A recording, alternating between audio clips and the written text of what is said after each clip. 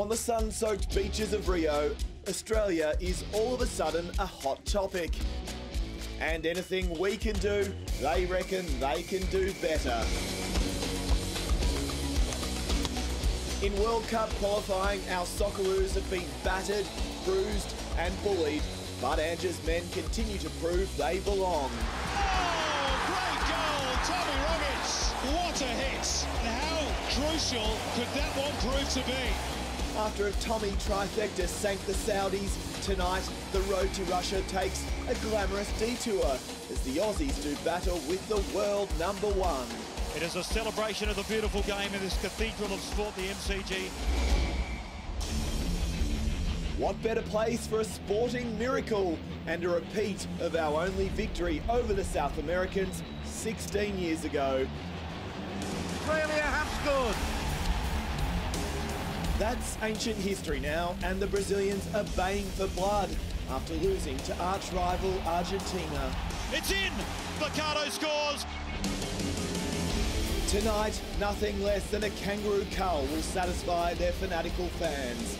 It's Brazil versus Australia, live and free from the MCG on your home of the Socceroos, Nine's Wide World of Sports. A very good evening to you and welcome to the continuation of Super June. It is the Socceroos up against Brazil tonight. We can't wait for it. Joining me in the broadcast tonight, David Drulich and also Michael Bridges. Good evening, boys. Hiya, mate. Great to see you, Clint. And a second chance for us to see Brazil on our shores. We're pretty lucky, aren't we? We are very, very lucky. Brazil, number one in the world at the moment, playing some fantastic football. They've qualified for the World Cup. They've been amazing. We saw them against Argentina and how well they played. So many attacking talents. And for us to see them twice in the space of only a matter of a few days on our own shores is incredible. I just hope they put in another great performance like they did the other night. And Michael, it also doubles as another chance for the Socceroos to impress and test a few things out. Yeah, it's a great final test before the Socceroos travel to the Confederations Cup. Like David said, Brazil number one in the world rankings. When you go to the Confeds Cup, you're playing against the best teams around the world. They've got Germany, Chile and Cameroon in their group. Best opportunity to test yourself against the world's best just to see where you stand. And also, if you get a result, that takes you in to the Confeds Cup with a massive, massive confidence booster. 16 years ago, you were there, David. What was it like and what were your memories of that occasion? Well, you're playing Brazil, firstly, so it's going to be pretty amazing. But we played in the Confeds Cup. We were playing for third place. We had a very good tournament. We'd already beaten France, who were the world champions at that point. So to come up against Brazil, we beat them, so we made it to third place.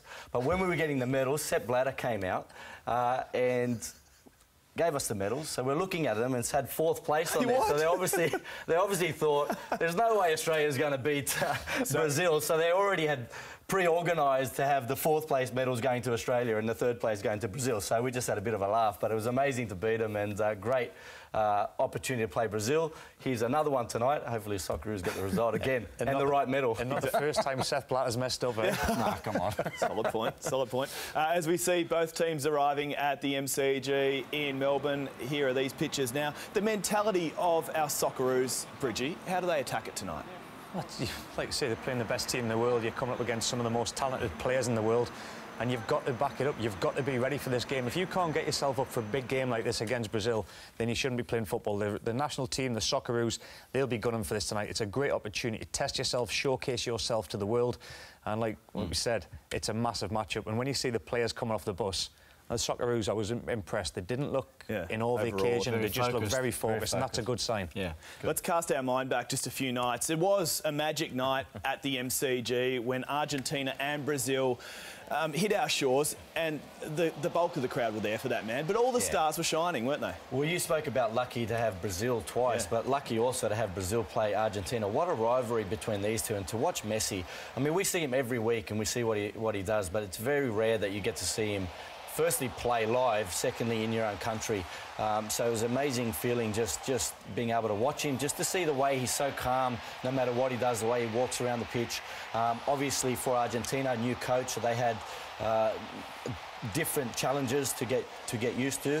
But for Brazil, I thought they were very good in this game, and the crowd got what they wanted. It was very exciting. We got the goal from Argentina. Messi showed some of his skills, and it was a great occasion. And the bad news for Australia, I guess, Michael, is that the Brazilians will be stung by that as well. Oh, the rivalry, it's not a friendly. Let's get out of the thing. Argentina-Brazil is never a friendly. That was hurt Brazil so much, especially after the World Cup qualifiers, 9 games, 9 wins, 10 points ahead of Argentina. So Sampaoli has come into Argentina and made a huge difference straight away. That'll hurt Brazil. The bounce back tonight, they'll be wanting to put on a performance. So it's worrying times for the Socceroos if they start ticking like we saw them the other night. All right, the assignment for the Socceroos tonight as we have a look at their team card right now. And, of course, they will be without the skipper, Mile Jedinak. Yeah, Jedinak's out, but look who's back in. It's that man, Timmy Cahill, starting for the first time in such a long time. He'll wear the armband. His goal scoring and his aerial ability is magnificent. 48 goals in 96 games. Yeah, so it just speaks for itself. So Timmy's back in, that's huge. The other one that comes in, Mark Milligan, in for Jedinak. I believe this is his best position when he plays in that defensive midfield role just in front of the back four. He's very versatile, but I love Millsy to play in there. And Bacher's back in at the left-hand side for Brad Smith. He came on the other night and made a huge impact second half. So he gets his opportunity and he's going to have his work cut out because if Coutinho's on that right side going at him, then he's got to be on his guard. All right, let's hear now from the Socceroos coach, Ange Postecoglou. He's with Ayrton Woolley. Well, Ange, obviously a massive test tonight, but you must be relishing the prospect of facing a side such as Brazil. Yeah, it's obviously a great opportunity for us just to get some final preparations before we go to the Confederations Cup, and yeah, they're a great opponent, and for us an opportunity to get some game time with some of the players who, you know, didn't play the other night. Mile Jedinak, of course, out of the squad. How much of a blow to that is to your preparations? Yeah, look, it's disappointing for Mile, I guess, first, because he's worked awfully hard over the last couple of years to get the reward of going to a Confeds Cup, but you know, he misses out. But as I said, we've worked really hard over the last couple of years to create some depth, and somebody else gets the opportunity. You talk about those guys getting the opportunity. How much of Tim Cahill do you think we'll see tonight? Yeah, no, Timmy will start. He's, you know, he's ready to go. He hasn't played for a while, and it's important to get some game time into him, and yeah, we're looking forward to it. Obviously got the result that you're after against Saudi Arabia. A little bit of criticism about the first half particularly. Do you think you're still moving in the right direction in that regard, though? Yeah, no, I don't judge our progress by a bandwagon, mate. We just keep doing what we're doing. And obviously the Confederations Cup coming up in a few weeks. I mean, how much are you looking forward to that as a test of the group again? Yeah, no, look, tremendously so. We leave tomorrow, and you know, it's reward for winning the Asia Cup a couple of years ago, and yeah, it's a massive tournament, and can't wait to get over there. Lange, thanks very much for your time. Best of luck tonight. Thanks, mate. Thank you. Ange Postecoglou there with Ayrton Woolley at the MCG. Strong words. He used the word media bandwagon. That criticism, is it justified? Well, we should be embracing not only criticism, but the questions that we ask of our national team coach and the national team, the way they're playing. And let's not forget, they've changed the system, which is a big, big thing in football. It just doesn't, you can't just change systems and think it's going to work. So obviously the media want to know, how is it going? We conceded quite a few chances against Saudi Arabia. It wasn't the first time. In previous games, it's been a similar situation. So it's natural that you're going to get those kind of questions, whether you think they're criticism or not. That's part of a growing football culture in this country, which we should be embracing and not trying to hinder. And across the world, it's a lot worse than it is here. Well, I think the press here have been very lenient. It's been, like you say, it's constructive. They're asking the questions. I've seen the British press take national England managers to the slaughter, and Ange has got away very lightly, so you've just got to embrace it and come along. It's easy questions with easy answers. OK, so were those frailties exposed at the Adelaide Oval just last week? Well, in the first half, you can see from the goals that it wasn't so much that we didn't have the numbers. In previous games, like against Iraq, we were exposed because we were out of position and things like that. In this case, we had the numbers there, but it was just simple defensive errors. Again, you see, OK, here it's 3v3, it was a different situation. But again, because they're playing in a back three and the other two coming back to make it a back five, the wingers dropping back, it's then who goes out, who steps out. Here McGowan gets caught in behind. He got caught for the first goal as well. So that's a simple defending issue, defending in a back three, not about the numbers. And I think that, because we've changed the formation, makes it a little bit tricky for some of the guys to know exactly when they should be stepping out, who they should be covering. And the time, again, here, you see, 3 against 1. They've got the numbers, just a defending issue. Before that game, we showed footage how Saudi Arabia exploited us down the wings because we play with a narrow three. Every bit of footage we saw there was down the middle, and that's where we had a back three and a back two. So that's why the questions are being asked defensively, because it wasn't good enough. All right, the flip side of all this, and it is a positive because the road to Russia is a lot clearer now on the back of that result. 3-2. The positive is 3 points banked. Yeah, and this is the thing. I mean, we're asking questions defensively, but we're also saying this was a great result. Tommy Juric getting 2 goals. This was a perfect striker's opportunist attack, and this one from Lecky, that's what we want to see Lecky do, drive to the byline, get a good cross in, and Tommy Juric has been in great form for his club. That is not an easy header to do. We see Timmy Cahill do it time and time again. Great to see Tommy Juric, who needs to step up because Timmy Cahill's not going to be around forever.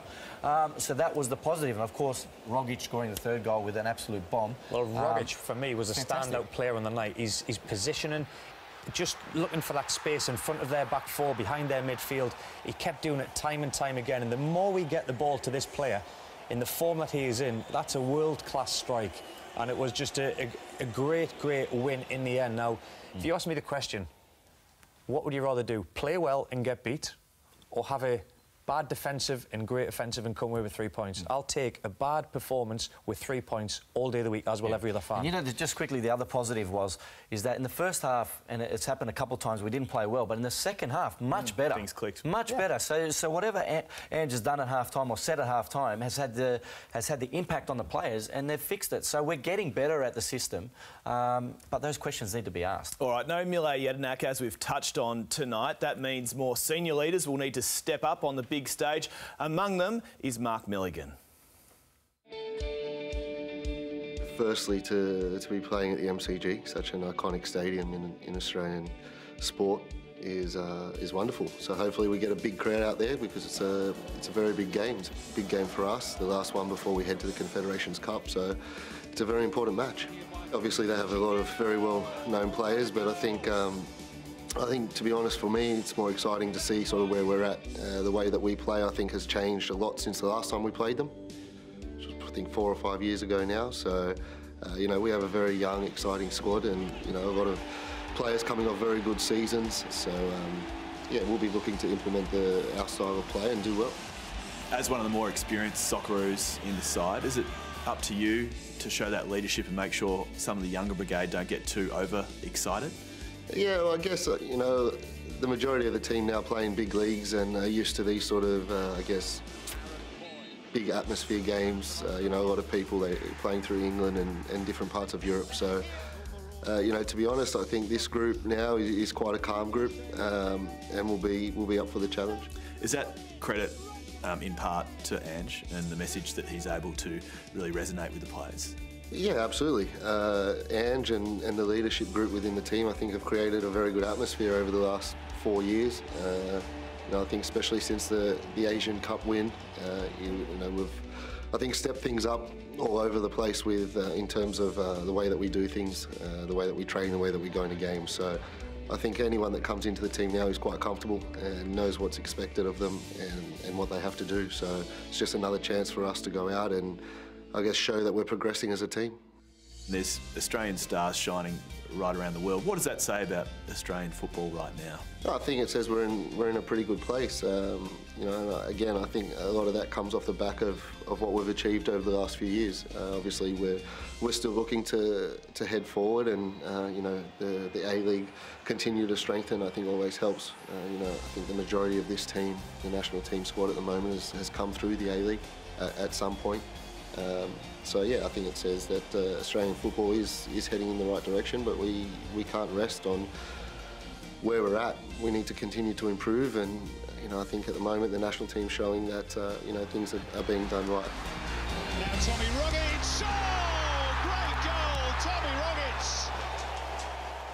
Mark Milligan there on Wide World of Sports. Driller, how do you see his role shaping tonight? Well, Millsy is Mr. Reliable. He's very versatile. I played with him at Sydney FC in the early days, and in the national team, he has really stepped up. Jedinak, with him out now, Millsy takes on that role, and Bridgie was talking about him before. He likes him in that number 6 role. I like it there as well. He has played in the back 4, back 3 as well, and also as a right back. So this position, a lot of responsibility now with Jedinak out. He needs to be the one that's going to hold the ball, try and distribute, who play a little bit deeper.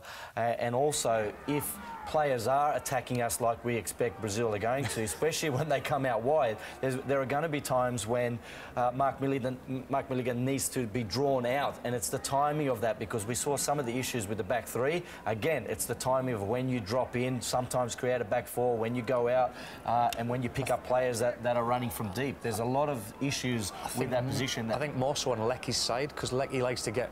Exactly. You see BH tuck in as a bit of a left winger. Milligan will have to cover for Lecky, and like I said, he's very reliable, and he'll take that role up with ease. Mr. Reliable indeed. Well, it is a big week coming up on Nine's Wide World of Sport. Of course, on Saturday night, it is the Suncorp Super Netball Grand Final between the Lightning and the Giants. There's just one game to go. The first ever Suncorp Super Netball Grand Final. Live from Brisbane, the Sunshine Coast Lightning and the Giants collide in prime time on 9. The entire season comes down to this. Who will be the very first Suncorp Super Netball champion? Saturday, 7 o'clock, live and free on 9.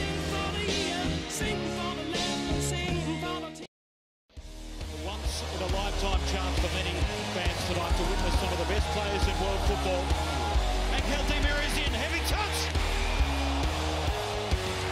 Denying the Liverpool Stars a certain goal there. Played on the cross, and the header's on target, it's in!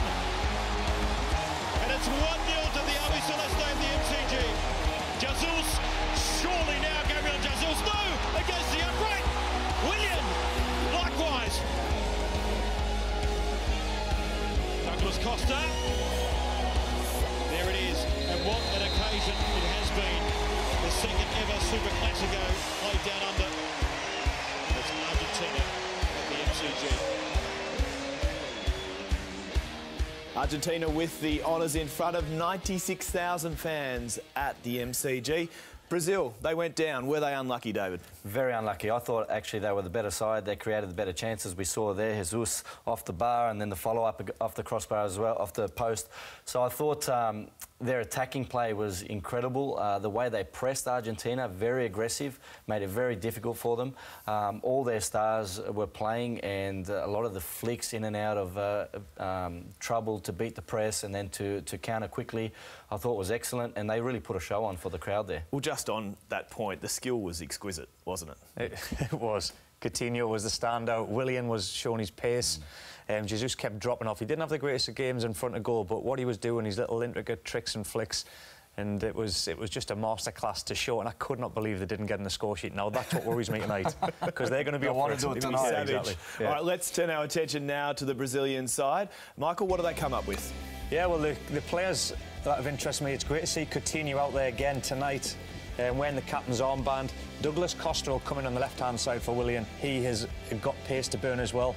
But the two fullbacks, Alessandro and Rafinha, on the right-hand side and left-hand side, very, very good attacking players. If they see Costa and Coutinho drive in, they'll be up in the attack.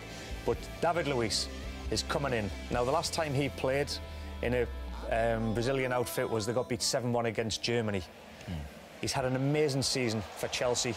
He's in there tonight. Watch him. Yeah. Two men who lit up the MCG just last Friday night, Willian and Coutinho. Yeah, Willian was excellent, and here it is, Jesus there with the flick and Willian in behind. So those are those little intricate passes and flicks out of pressure, and then the quick counter-attack, and then straight away looking for the chance. And good feet there by Coutinho, and obviously Argentina had to be defensively very sound. But again, flicker pass in behind, just such good movement, and then this Brazilian skills come into it, and they can beat one or two players very easily. And that was something that we saw all night against Argentina. So that kind of a flick and the pace and the intensity and the transition that they use to get past and to create chances is what you really have to worry about. So we'll be tested tonight. If they come up with this kind of performance, and the way they drive 1v1 in the box, and Bridgie, you know, when you're driving at players 1v1 in the box, very difficult to handle, isn't it? It's a defender's nightmare, because when you get inside that penalty area, they can't touch you, and that's what the Brazilians try to do. They don't go to the byline and attack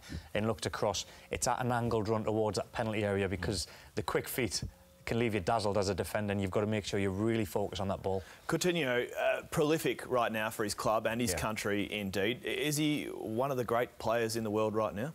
He's in great form, and I think it's a great honour for him that he's got the captain's armband, so that's another addition for him and inspiration, and it'd be an honour for him to have that armband. And the way that he's been playing for Liverpool, and obviously we saw the highlights against Argentina, excellent form. He's got a lot of clubs after him as well, Bridgie, and when you're in that kind of form, you just want to keep playing, you want to keep driving. We've seen him do it before for Brazil. Look at this, he's just 1v1 skills, amazing, draws 3 players, smashes it into the top corner. He's got that ability, hasn't he, Bridgie? I could watch that goal time and time and time again. What about that one? It's not bad either. And then when he does get into that area, the audacity, the cheekiness there to actually disguise across from the box where the goalkeeper's actually gone for the eyes, but the leg's done something different. He's a special player. He's on display again tonight. And like David said, with the armband, to captain Brazil, the best team in the world, he'll be out confident, he'll be going out there full of pride. Such an honour, isn't it? Oh, it's a massive honour. So watch him tonight. He's going to be standout. So red-hot form brings with it red-hot interest from clubs everywhere. Can Liverpool keep him?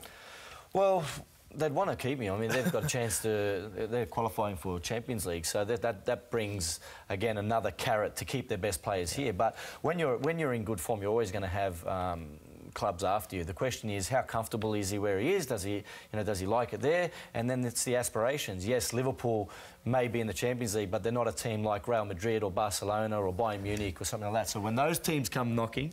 You didn't answer his question. Can they keep him? Well, there's a lot of Liverpool fans out here in Australia, of course right? They can upset somebody. But no, Liverpool's a big club. Yeah. But there's clubs there that are always in the Champions League. A lot of players want to go to a club that, like Real Madrid, Barcelona, that's maybe a different level.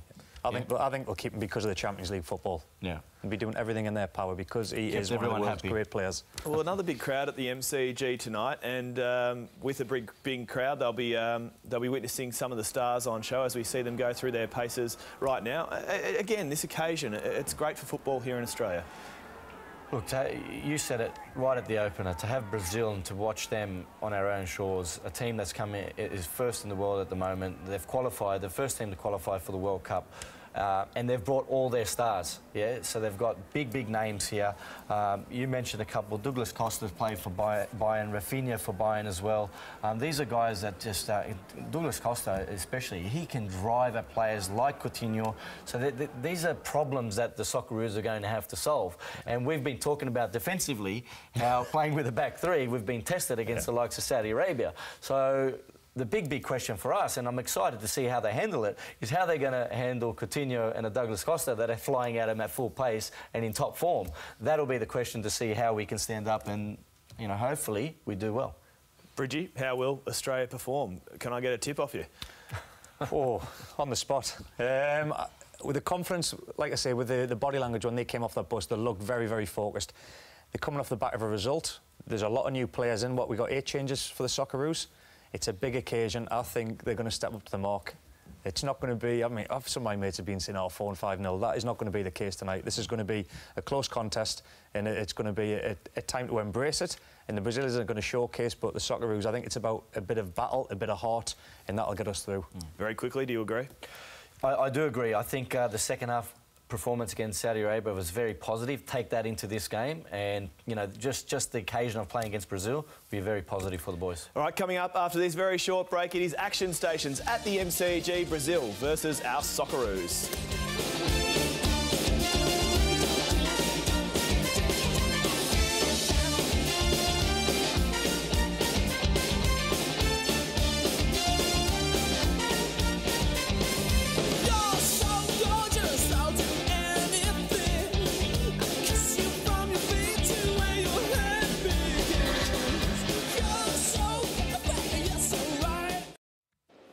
Welcome back to the MCG. Time now for the anthems. Ladies and gentlemen, please be upstanding for the national anthems of Brazil and Australia.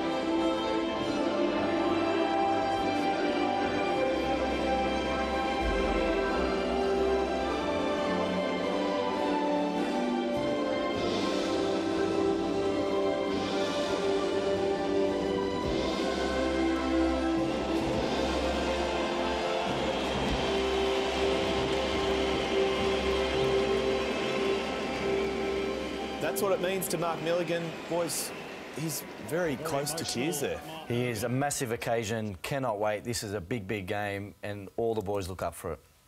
Bridgie, can't wait for it. Enjoy this moment. Let it unfold. Watch. Let's head now to your commentators for tonight's match. It is Andy Harper and Simon Hill. Ahead of the Confederations Cup, Mitch Langerak gets another chance between the posts. Bailey Wright returns after injury. Mark Milligan after suspension. Luongo, Bajic and Cruz all get starts after coming off the bench against the Saudis. James Troisi is back, and Tim Cahill earns his 97th cap, moving past Lucas Neal as the second most capped Roux of all time. 8 changes for the Brazilians too. Only Thiago Silva, Paulinho and Philippe Coutinho survived from the 11 that lost to Argentina, with Coutinho given the captaincy to mark his 25th birthday.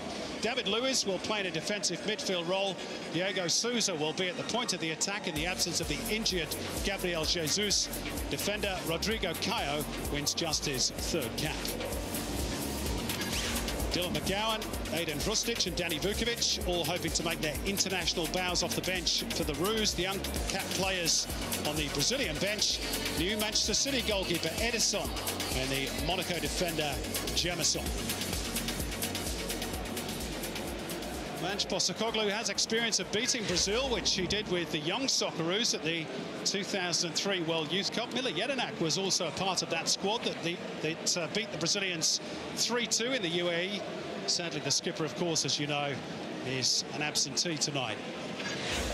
And there is Tite, who suffered his first setback after 9 consecutive wins against Argentina. He got the job in succession to Dunga on the back of a Copa Libertadores win with Corinthians, and has quickly made himself a fan favourite. There's a familiar face, referee Mark Clattenburg, who reffed in the Premier League for 13 years. He's now the head of refereeing in Saudi Arabia, would you believe?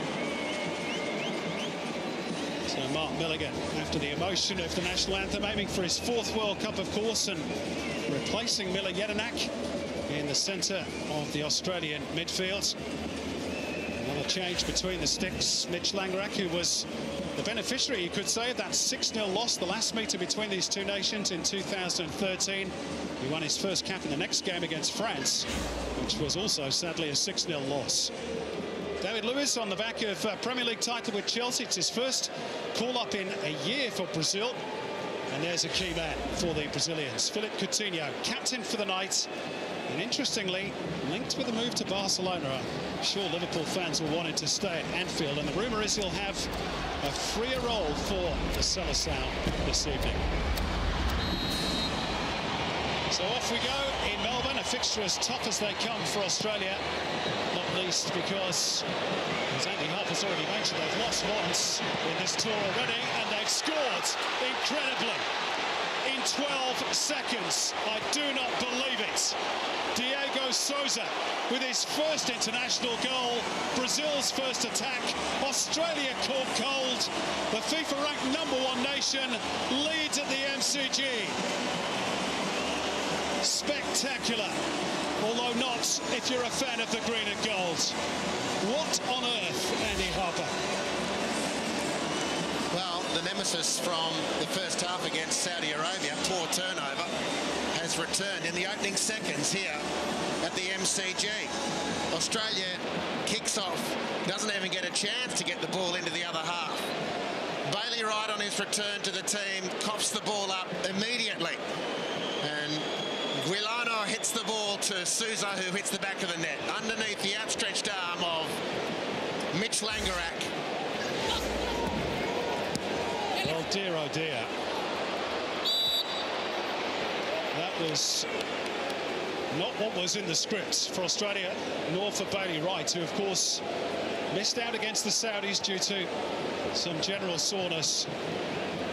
They just caught cold with that errant pass, and didn't Brazil make them pay? Giuliano's pass, and Diego Souza, a striker from Sport Recife, and he was only getting his chance tonight because Gabriel Jesus is out injured, and he's just scored his first international goal. Oh, indeed. He's very much the journeyman, Diego Souza. But he knew his way to goal then. Officially timed at 12 seconds. It's got to be close to the fastest goal Australia perhaps ever conceded. Well, it was a horrible start. A very rusty first touch for Bailey Wright. No opportunity whatsoever to find his feet. The kid from Narre Warren, southeast suburbs of Melbourne, playing on this hallowed turf. Any questions about Mitch Langerak? He gets a hand to it. Might he have stopped it?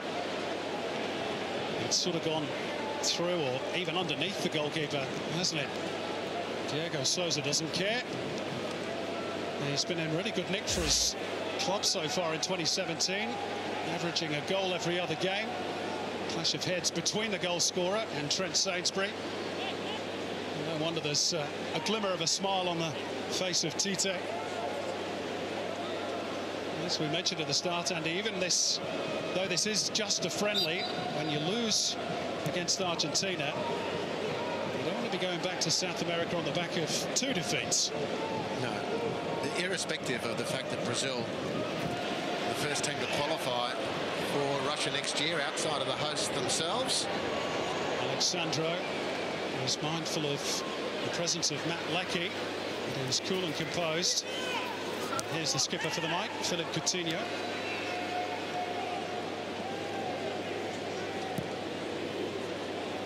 And those defensive gremlins back to haunt the Socceroos. Breached twice against the Saudis in Adelaide. And behind here already against Brazil.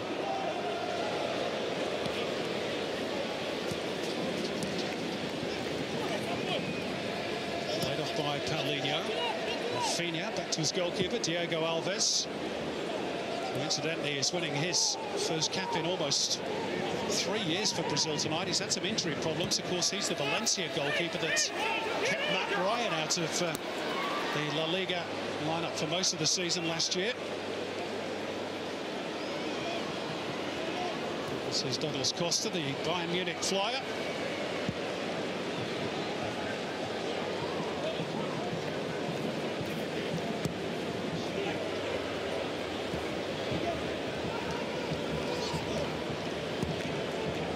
People still settling into their seats when that goal went in. A crowd of in excess of 50,000 we're expecting tonight. Rodrigo Caio punching the ball into midfield for Paulinho. These days plays his club football, of course, in China with Guangzhou Evergrande. One of 3 Brazilians on this tour who plays in China. Never thought you'd say that, did you? That players from Brazil would be selected for the national team when playing in East Asia, but it's the power shift that's perhaps happening across global football at the moment. There's certainly a lot of money on offer in China, which has proved too tempting for some of the Brazilian players. It's a credit to them that they've been able to keep themselves at national team level in the eyes of the coach. Whilst playing their club football there, a free kick in a handy position for Australia. Robbie Cruz getting a kick, not for the first time in his international career. Tim Cahill, an ever-present threat, of course, from set pieces, and it was a set piece that undid the Brazilians against Argentina, with Mercado scoring the winning goal. It's not a bad ball in. Cahill was on the end of it, didn't really get good contact, and the flag was up for offside in any case. I think possibly against Bailey Wright. Cahill just sniffing for the opportunity, as he always is. So Milligan was offside on the far post, but I don't think any of the others were, and you couldn't say Milligan was interfering with play in that sense. For Philippe Coutinho. Square of him is Paulinho. Juliano. And for Rafinha. David Luiz playing in that more advanced role in defensive midfield today for the Seleção.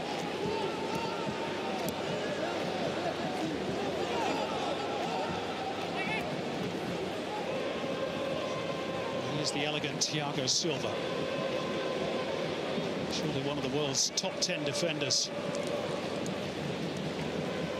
Yet, interestingly, ahead of this tour, he played just 47 minutes in 2 years for Brazil. Back in favour under Tite.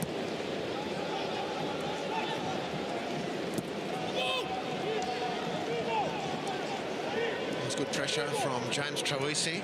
Big opportunity for him tonight, as it is indeed for a number of the Socceroos players. And the silver lining on the cloud of that early concession, 12 seconds in as it was, Simon, is it gives the team a fabulous opportunity now to show how strong they are mentally, to not buckle because of that, and to get themselves back to a position where they're pressuring Brazil. I'm impressed you found a positive out of that, Andy. Going behind after 12 seconds. Luongo a little bit too strong in the challenge on Coutinho.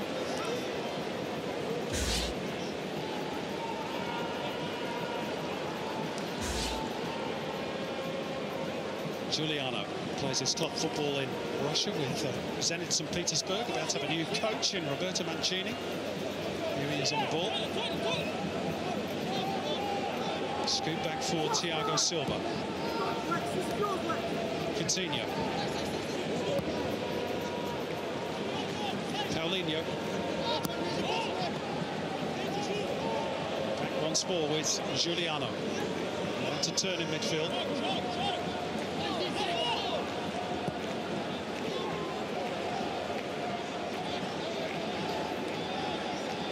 Thiago Silva again, Paulinho.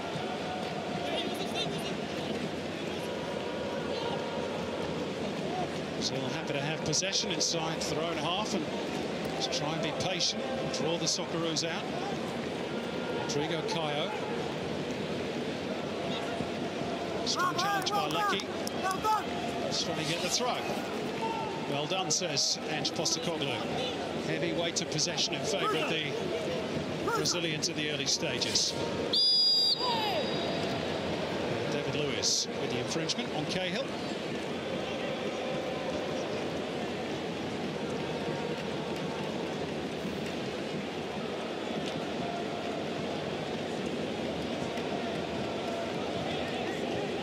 Cahill, of course, been out of season now for quite a few weeks. And the finals with Melbourne City to Perth. Counts he's trained hard and trained well these last couple of weeks. It's Troisi's free kick, which caused a problem last time. Dealt with on this occasion by Rodrigo Caio. Giuliano can't make further progress. It's with James Troisi, who finds a pocket of space for Robbie Cruz. Cahill's taken a tumble inside the penalty area.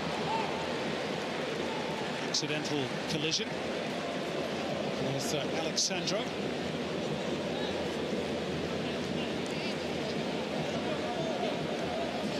To see Aziz Behich getting his chance in that left wing-back role, if you want to call it that. Impressive cameo against the Saudis last week. Luongo trying to break the challenge with Coutinho. Ball's going to get away from Lecky. Good passage from the Socceroos. Incisive passing, I think, to set that one away. James Troisi with a beautiful penetrating pass, about level with the centre circle, straight into the attacking third, from which place Australia then was able to set some possession and enjoy a little bit of pressure.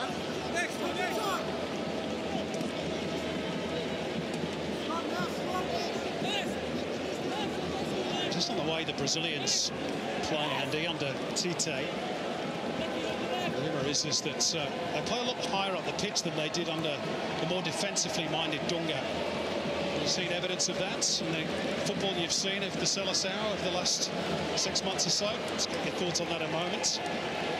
Luongo trying to stab it forward. It's beyond Troisi, though. That's unfortunate for Australia. Again, winning the ball nicely here.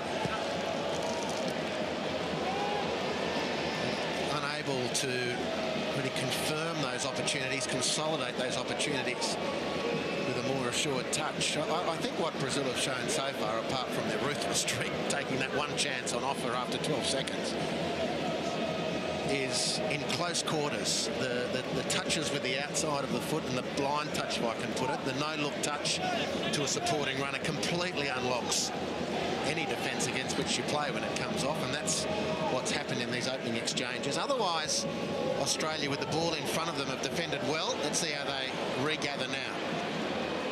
Coutinho with the early and determined run to get there ahead of Sainsbury. Brazil threatening once more. They've been tied it up, or at least should be, by Milligan in the defensive midfield role. It's tidy play. And Australia will get a throw-in off Rodrigo Caio. Terrific composure from Mark Milligan. What an outstanding player.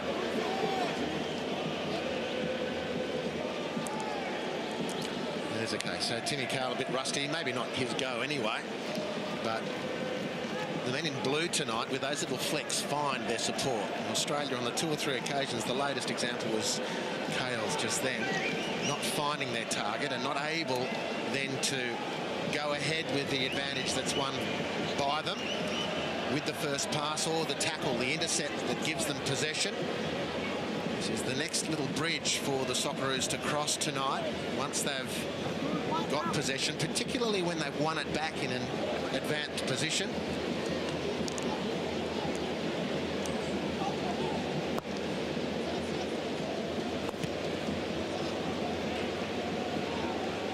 Nobody in support. Giuliano. Picked up in the deep here by Milligan. Sainsbury. Troisi having a stretch, which he did really well. Aziz Behich on the left. Cahill waits in the centre. And that's well defended in the end by Rodrigo Caio, with Cahill just waiting for any error. And that's some of the Australians' best work in an attacking sense, at least. Yeah, brilliant, really. And Troisi again with a positive pass. And Behich continuing his good work from the second half in the World Cup qualifier. Put in a testing cross. Timmy Cahill was peeling to the back post. And nevertheless, it forced the necessary clearance from Rodrigo Caio. Australia at the game's first corner. Taken short, and Cahill with the snapshots after Troisi's delivery. Never really looked likely to trouble Diego Alves. This is Timmy Cahill is at least level as it comes through, and you'd have to say that would have been hugely controversial. That was flagged for offside. I dispute that. And if he scores there, Tim Cahill, which he gets another 9 times, you reckon he's going to?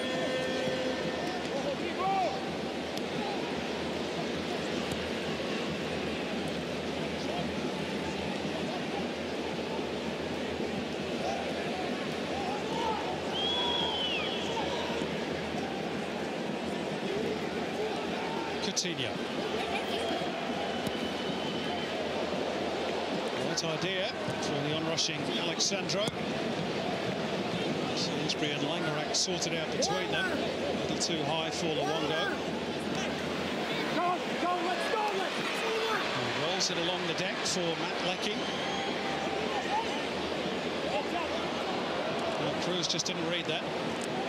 Just heard in the effects mark, Ange Postecoglou in Matthew Leckie's ear, go on, let's go now early. And again, gets that ball next time, and it's David Luiz up against him with about 30 metres of space in behind Luiz.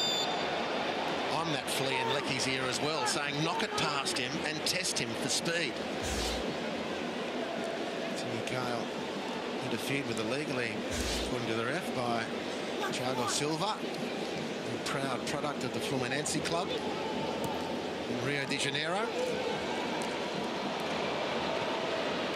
And a player of whom Franco Baresi, no less, once referred to as his heir defensively. That's some praise. Here's Douglas Costa. Can't get around Milos Degenek. He's restored to the right-hand side of the back three. Slightly risky ball along the deck by Mitch Langerak, but determined play by Leckie. Just drawn the foul out of Douglas Costa. Was looking for it, though, I think. We've seen, well, maybe the early goal certainly wouldn't have helped, but Mitch Langerak, again, one of the key differences between Mitch and Matt Ryan at this point, and Mitch has had a fabulous season keeping goal for Stuttgart in their return to the Bundesliga for next season, but if the stark difference between the two is their comfort on the ground with the ball at their feet. A couple of shaky possessions from Mitch. See what Robbie Cruz can do with the ball at his feet here. He's got a throw in. Might have been tempted to try and head for the byline.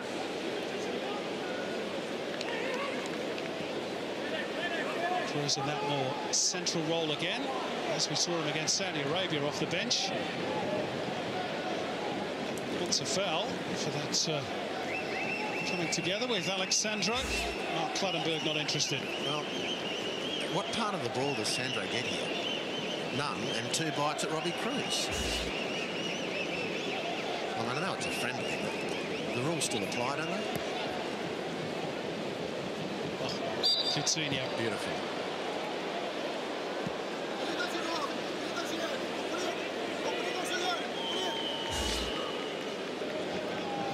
Drop of the shoulder, and Morgan couldn't but help just stick out the arm to prevent him making further progress.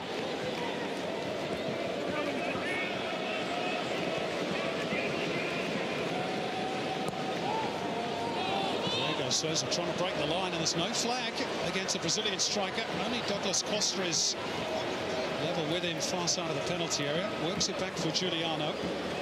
Now Rafinha.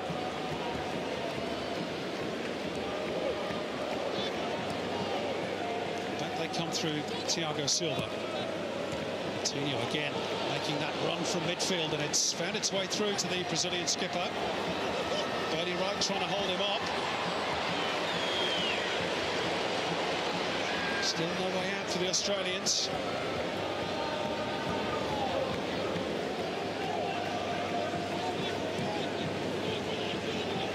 Back with Alexandro. David Luiz with the layoff. Rodrigo Caio.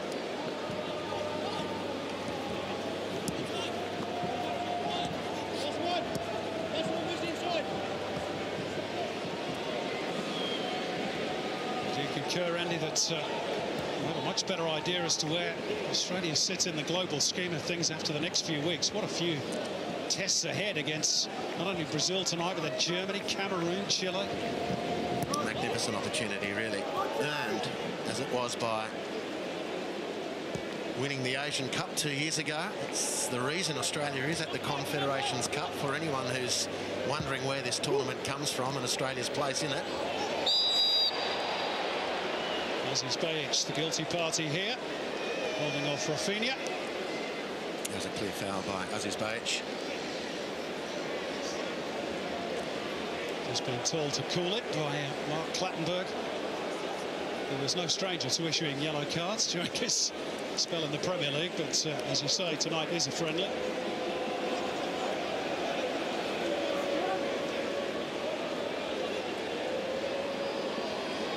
It's going to give Philippe Coutinho the chance to put one into the penalty area, or perhaps not. Work it out, at least that was the intention, towards Alexandro. Uncharacteristically sloppy from the set piece by the Brazilians. Douglas Costa's collapsed in a heap on the deck, and Mark Clattenburg is going to stop play so he can get some attention. I'll tell you, that was a very, very necessary intercept there. Matthew Leckie looked to release, I think it was James Troisi, is just waiting for the ball there on halfway. Australia are away if that task sticks.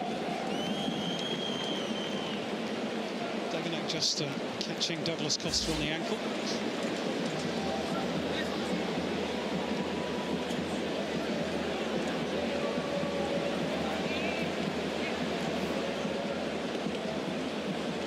Six-year-old winger who's getting his chance tonight. Willian played on the flank against Argentina and was, by most reports, one of the better players on the park. But Tite just changing things around for tonight's game.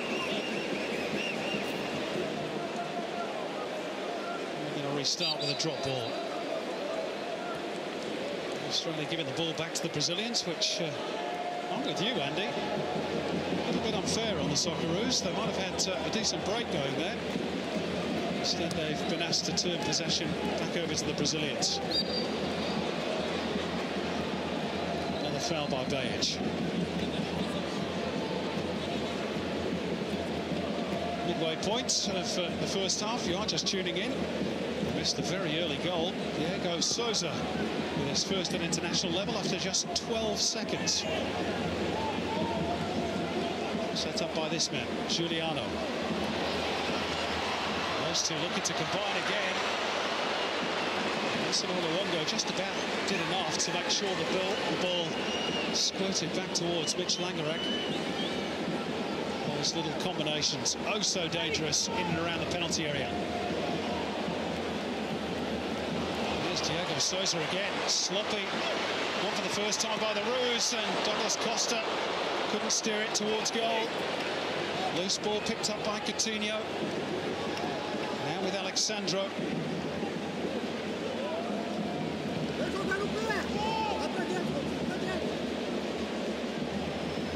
Centrally is Thiago Silva.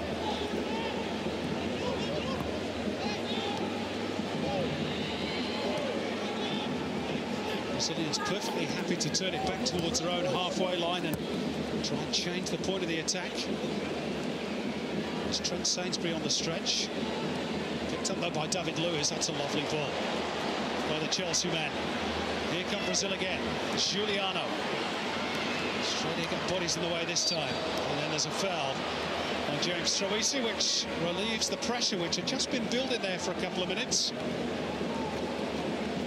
Yeah, a couple of very open spaces in Australia's formation without the ball. That switch, that diagonal ball from David Luiz to set the last attack was exposing Australia a little bit thin down the left-hand side, and the ball forward before then, which really pinned Australia back and resulted in that very, very good chance. Douglas Costa, the cross coming in just too high. A lot of space between Australia's defence and their recovering midfield. Must have been 20 metres of space for Brazil to exploit.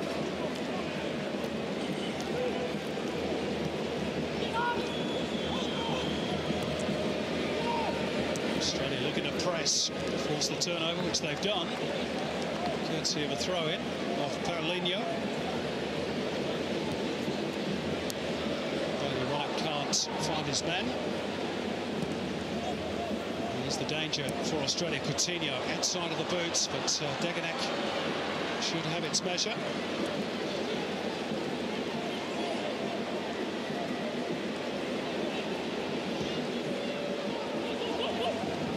Coutinho, such a graceful player. Ping the ball with either foot, can score goals, create goals. Just seems to float around, doesn't he, that front line for Brazil. He's here on the left-hand touchline. Sidesteps Luongo and Cruz. Rafinha on the right. Pushed in towards Diego Sousa. Trent Sainsbury there for Australia. David Luiz trying to win it back. And Luongo is fouled. And again, testing moments, Franz Postecoglou's And a good test. A good test. Australia are getting a lot of joy pressing Brazil in Brazil's half of the field. They're being tested now that Brazil have been able to work their way forward into Australia's defensive end. And it's really requiring, as you'd imagine and expect, a lot of concentration from the Socceroos defensively.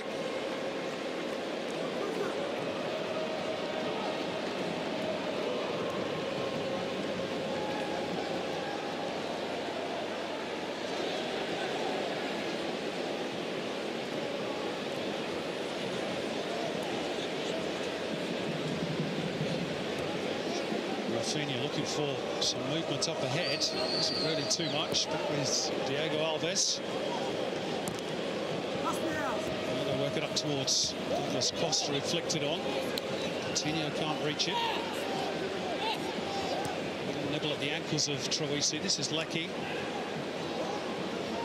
broken up by Lewis.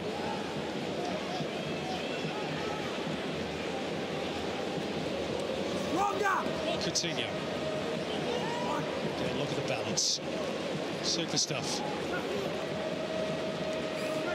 Giuliano.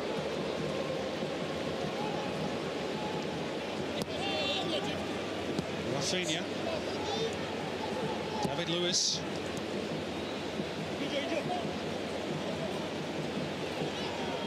Diego Souza, or rather Paulinho, I should say.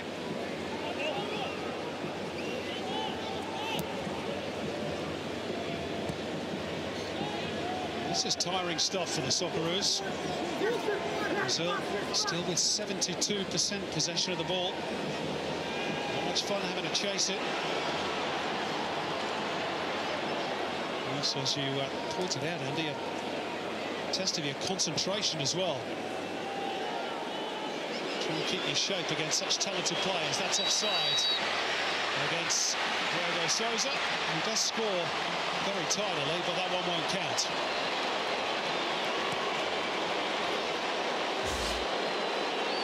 Well, so far for Brazil, clearly offside. As David Luiz wins the ball and sets the attack off. He's been so far unbeatable, David Luiz, in one-on-one situations. He's providing just a fantastic starting point for Brazil. Poor turnover from Australia. It's too wide of Cahill. Coutinho. Douglas Costa knew that Leckie was arriving. Break for Alexandro. Leckie a little over physical with the challenge. Mark Clattenburg waving play on. It's Rafinha.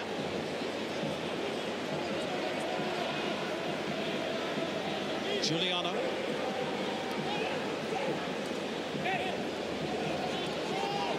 Again, Brazil perfectly happy to be patient and work it back into their own half of the pitch if there's nothing on.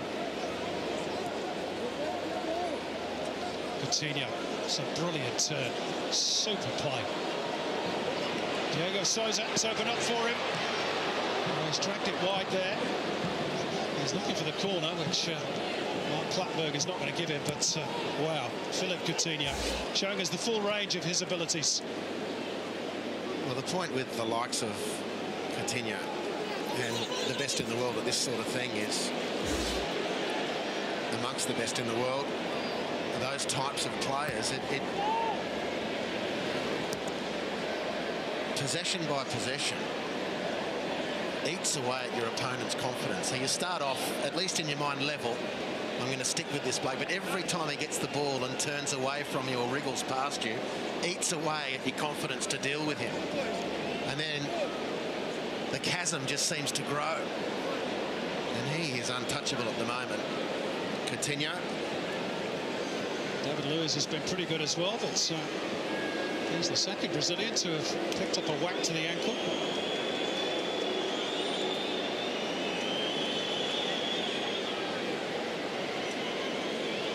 Freshly voted into the PFA Team of the Year in England after winning the championship with Chelsea. And of course, he more normally plays as the central defender in Antonio Conte's back three. Maybe he could give the Socceroos some tips as to how to play that system as we enjoy the skills of Coutinho again. There's three players killed with one turn and a straight dribble because his close control, his touch is so good.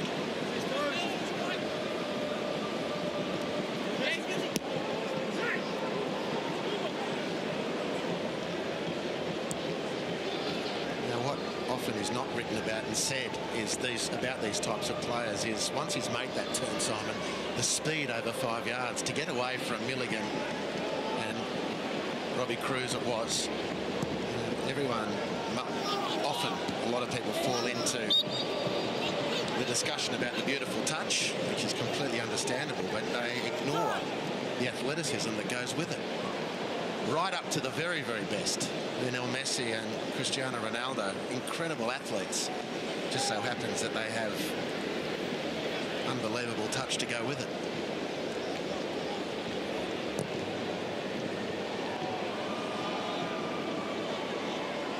This Brazilian team, of course, without the likes of Neymar, Casemiro, Firmino. Wonderful talents. Either not available or not selected for this tour. Troisi with a chance there to slip it through. Couldn't quite execute it. Coutinho going to lift it over the top. Just a little bit too much on that one for Diego Souza.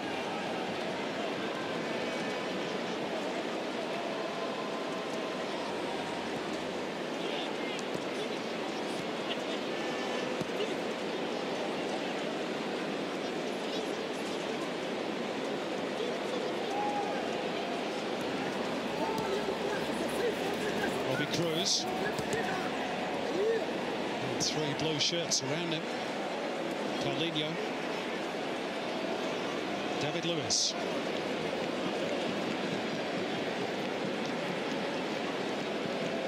We're used, Andy, in Asia to seeing Australia dominate possession with the football. It's rather odd watching them giving chase. It most certainly is an unusual scenario at the moment, irrespective of the scoreboard. And we've seen the Socceroos behind before. We've seen them not have a large chunk of possession. Coutinho, Alexandro pushing forward from left full-back. He's around Deganek, found the angle. That was super stuff, only the finish missing from Paulinho. The little combinations again, causing havoc in the Australian defence. Look at that touch from Alexandro, just to create that metre of space. Nice cutback with his Bajic with a good recovery, but having to pick up 2 players.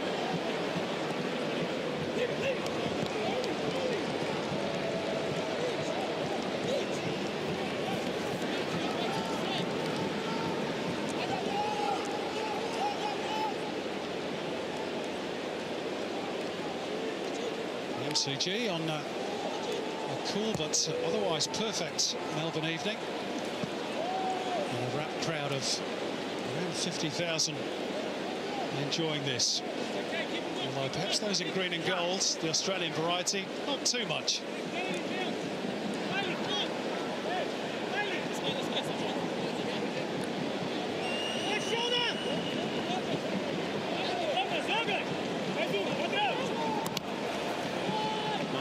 Last time Australia played Brazil in the friendly in Brasilia 3 years ago, we were down 3-0 at this stage, so a little bit of progress.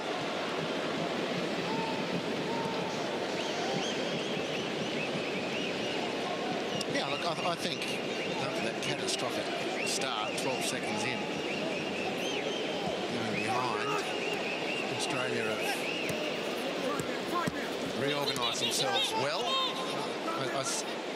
They've had some very good moments in possession, but they need to relax a little bit more. Easy to say from our lofty seats here at the MCG. Douglas Costa trying to go through the heart of the Australian defence. Only partly cleared by Sainsbury. Giuliano gets it back off Coutinho. Rodrigo Caio.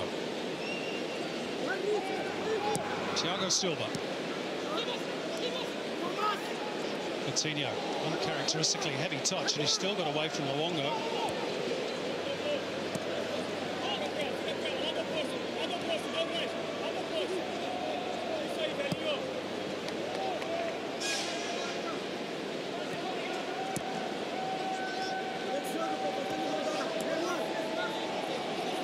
Coutinho.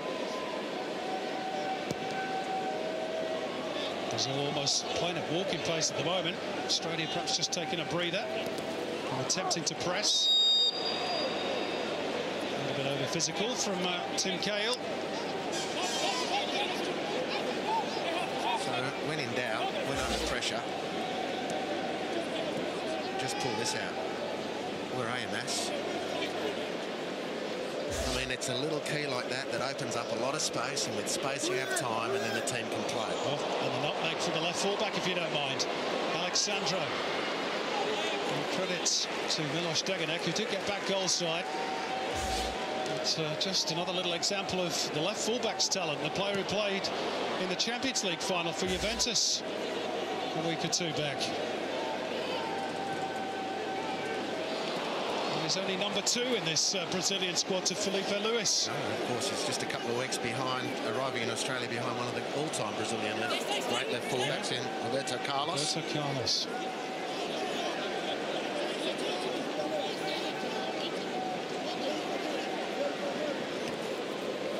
Postecoglou just wants his team to use the ball a little better when they do get it, which, let's be honest, is not too often as things stand.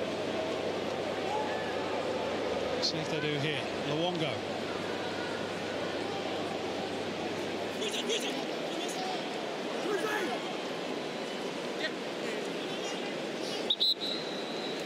Lucky stole about 10 metres. I was wondering what was happening there. They were just creeping up the line, weren't they? Fettingham just threw it up the line to a player further up.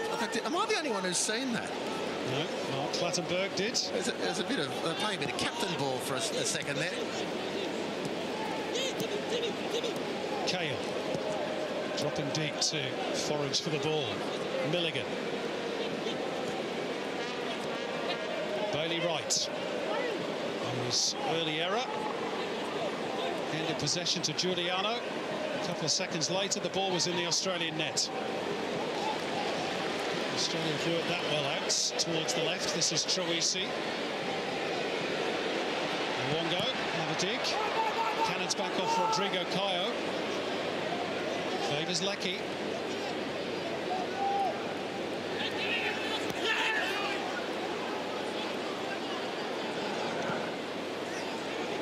Chipped forward by Sainsbury. Laid off by Cruz for Luongo. Now there's a bit of room for James Troisi. He's got to have a dig. Well, we've seen that a lot this season, haven't we? The Melbourne Victory colours, and indeed for Australia. A lash from outside the box, and unfortunately, all too often, that's been the end result. He's taken his chance well tonight, James Troisi. You know, the absence of Tom Rogic and Aaron Moy leaves a huge hole. Even that pass, Troisi had to stretch, but still. Most of Australia's promising attacking moments have involved Troisi at some crucial point or other.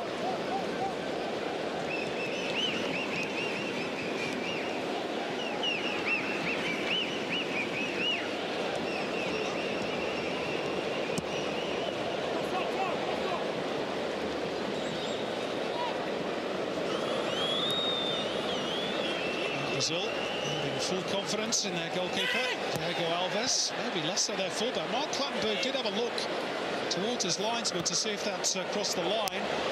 It's a dangerous ball in towards Cruz at the near post, but he couldn't reach it.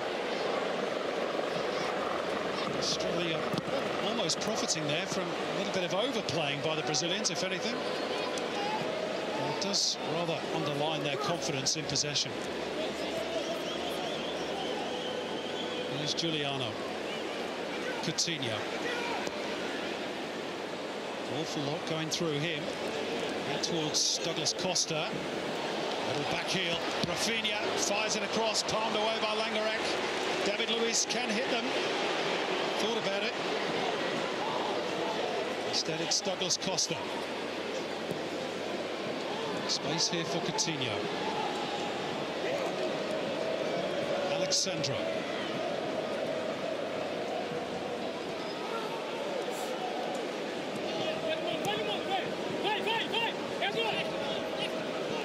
Douglas Costa again.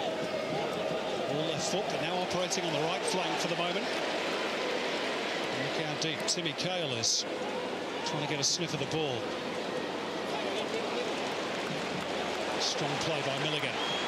And Australia break over halfway through Troisi. Cruz. Mas Luongo. Just overran it.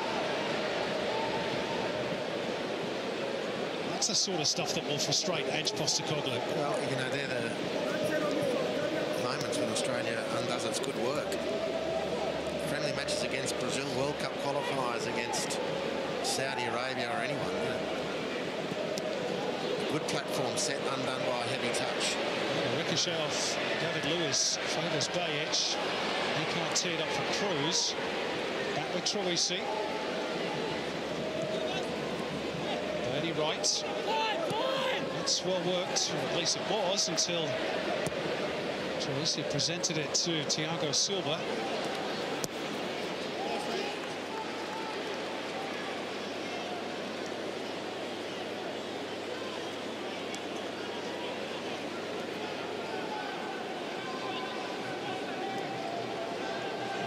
Perhaps understandably didn't want to risk the ball upfield after his early error.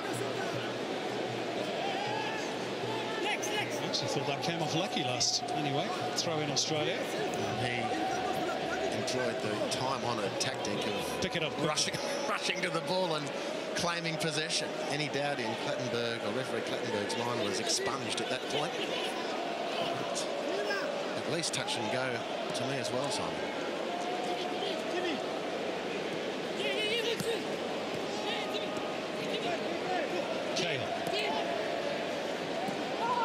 He's trying to protect the ball. He was collected by Rafinha. I heard the yelp of pain in the Australian fullback. Although not in this system. More of a high wing-back. This is Cruz with David Lewis at his back. And Alexandro in front of him.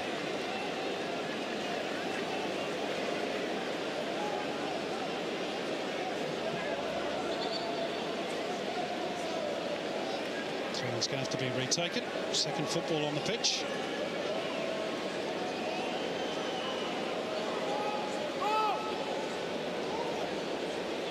As Luongo couldn't readjust in time.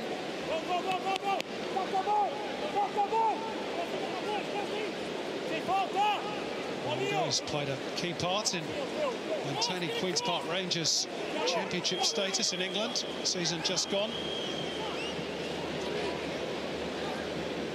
Starting for just the second time in the last 5 internationals. He's been the fall guy with all that attacking talent. Australia have turned the ball over again. Mark Clattenburg's going to bring them back for another hefty challenge.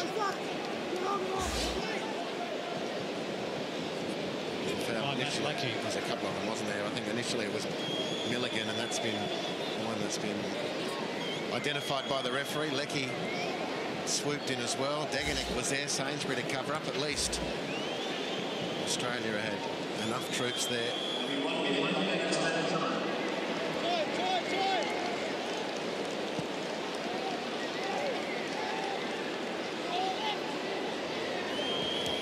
Oh, risky from Thiago Silva. Got away with it.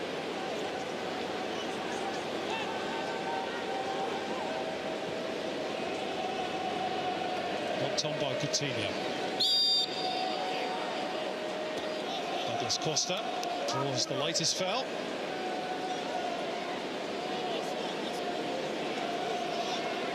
How do you sum up this first half, Andy? Well, I'd like to say as expected, but not really. I thought the Socceroos might have more possession than they've had. They've plenty to work on at half-time. Indeed. Just the one goal.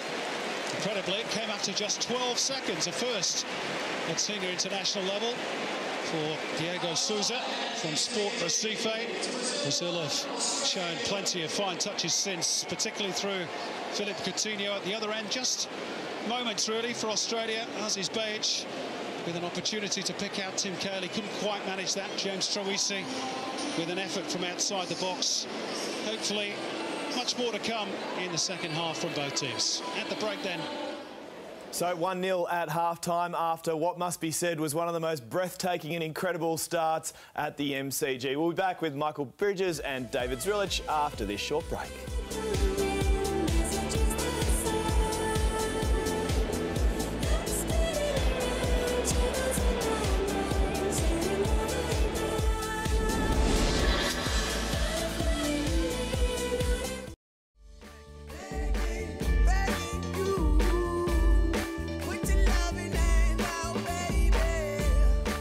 Welcome back to Nine's Wide World of Sport, and that is the moment. The MCG was left stunned inside 12 seconds. That's right. We couldn't believe it here. I'm sure our viewers at home couldn't believe it, and those stands at the MCG fell completely silent. We were left stunned in here as well. We were like, is this a replay of some sort of a previous game? We couldn't believe they scored so early. But I'll tell you what, the Socceroos then recovered and made a good account of themselves in that first half. They had some good actions themselves. They restricted Brazil at times, and I thought there were some very positive signs in that first half from the Socceroos. Michael, let's look at the highlights right now to half-time. We'll start with that goal. Yeah. How did it happen?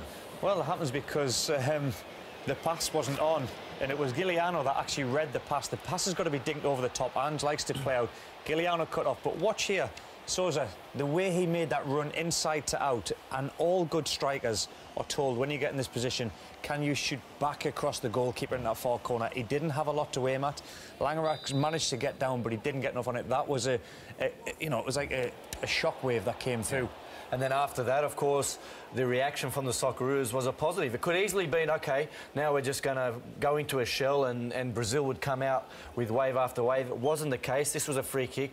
They were both onside. It's Mark Milligan that technically could have been offside, but because he wasn't interfering with play, it was no offside. What was happening with the Socceroos is Troisi in particular was getting into that space either side of David Luiz. They play with a 4-1-4-1, so there's little pockets either side of David Luiz, and Troisi was getting in behind. That was Bajic with a perfect ball across. And here again, from set pieces, very dangerous. Timmy always seems to be in the right spot to be there to connect with it. And then, of course, with Brazil, when they go forward, when they win the ball, Bridgie, very strong. Oh, very, very strong, and especially the man Coutinho we talked about before the game. Every time he's got the ball, something special has happened. He's got quick feet. He picks it up. Everything goes. I mean, look at this turn of pace here away from Milligan in the centre of the park. He's got this ability to drop his shoulder and drift, and then it's that 5-yard pace where he goes.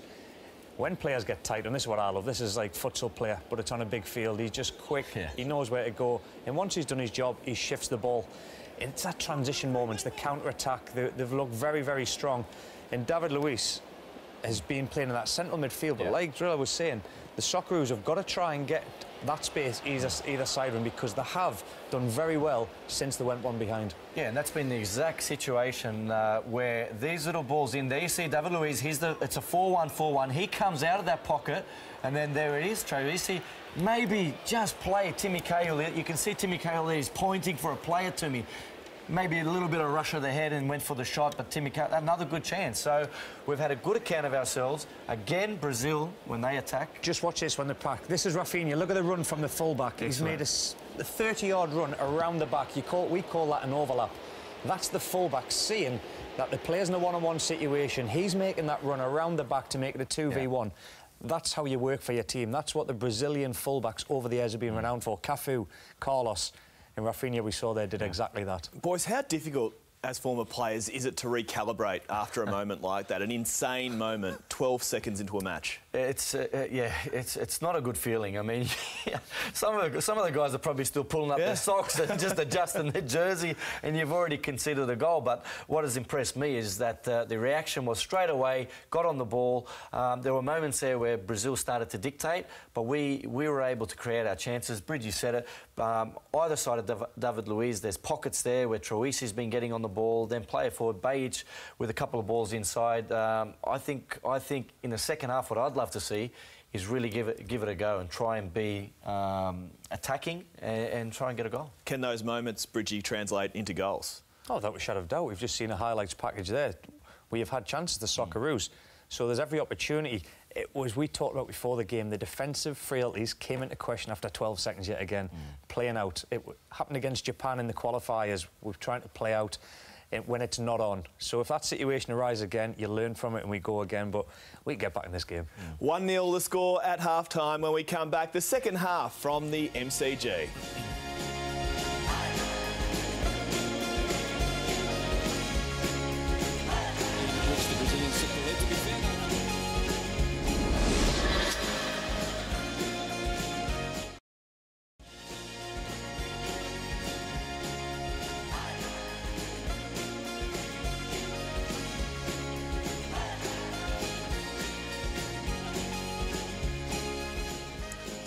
skills and plenty of passion at the MCG tonight.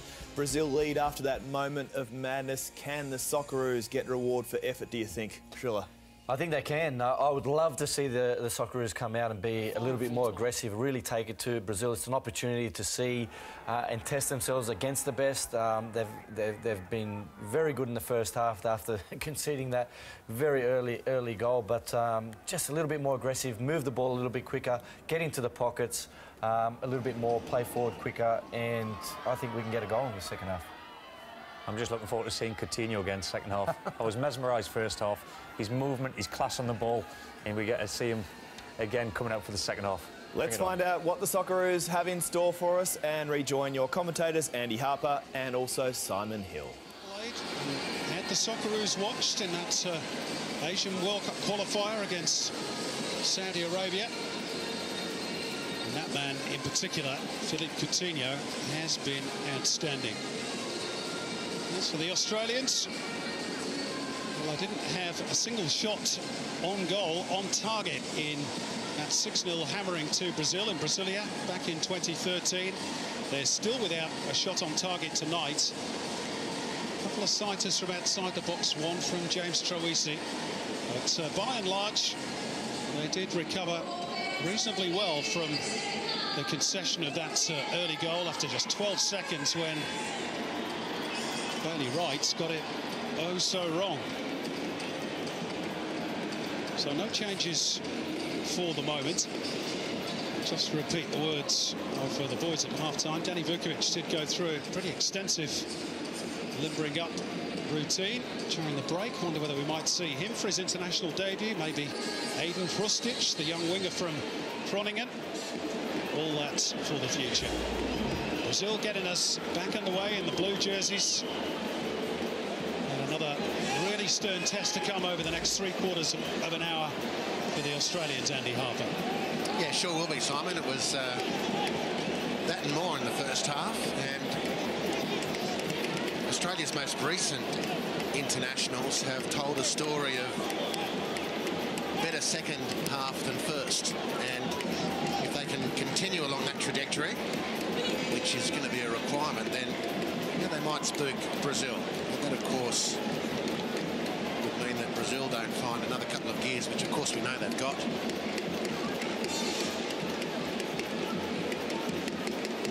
Well, they have at the very least started the second half better than they did the first. We played nearly a minute, and they've not conceded.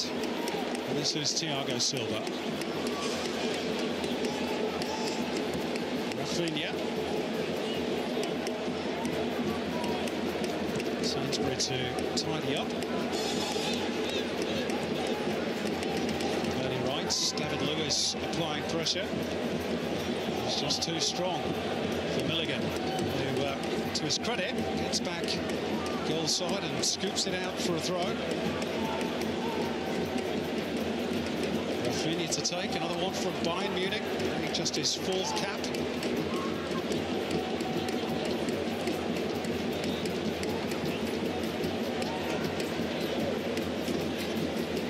Giuliano. Quite blown off with enough precision for Diego Souza. Cole scrapping for the ball. David Lewis got a piece of him. Cole determined again. It breaks though for Douglas Costa. Disguises it beautifully into the path of Philippe Coutinho. Oh. Did that graze the frame of the goal from Alexandro? Maybe. Replay will tell us more. But again, seemingly out of nothing, really. No, Brazil created a chance. Australia trying to muscle up. Beautiful link. Coutinho there, causing trouble. First time. It's Alexandro going for that top corner.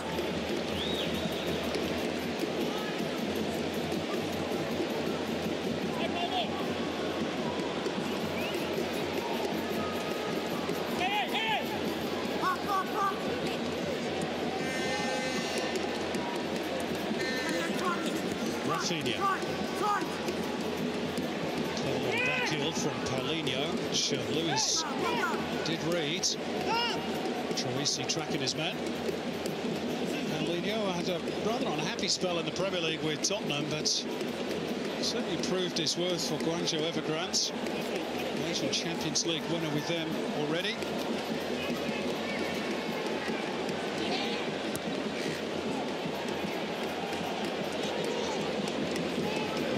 To switch the point of this attack, or at least what we hope will be one for Australia. He was on the ball out of play, rather unfortunately and disappointingly. It was, because it was a good switch of play from Cruz. Opened up the field which was very congested and through which Australia was finding it difficult to make progress, but a good first-time switch to Leckie. Luongo turning into trouble. Coutinho driving forwards. Milligan. See, the Seagulls have arrived. Is Amy Park close tonight, Andy? I'm not sure.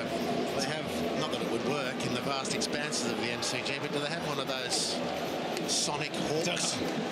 Not of the AFL variety, to scare the Seagulls away, or maybe there's an abundance of spare fish and chips around the place. I think there might just be.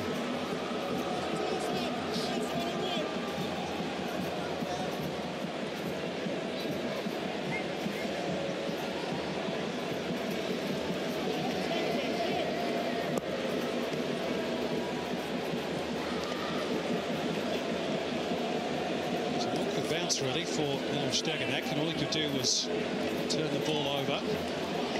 Diego Souza, scorer of the game's only goal so far. Paulinho. Not the best return from Rafinha. Gave Milligan half a sniff. Brazil quickly back in control, and there's that balance again from Coutinho.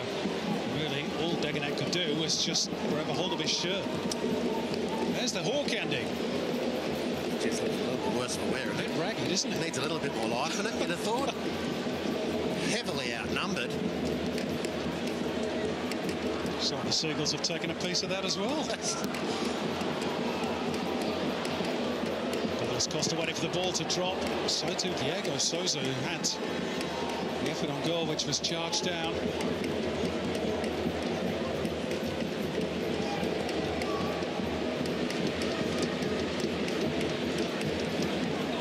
This is Leckie.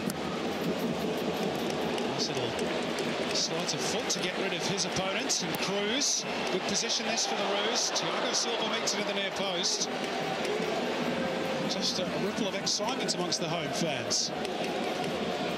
Troisi held up by Giuliano, and the throw-in has gone Brazil's way. Well, Australia have been unable to beat Brazil man for man, but they beat Brazil with a pass. And it was a delivery into the box with plenty of promise from Robbie Cruz.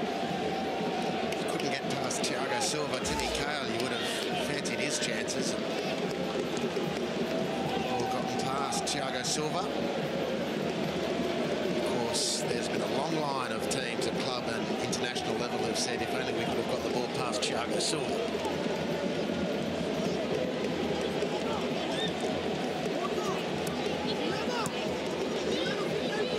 So why so sparingly used by Dunga?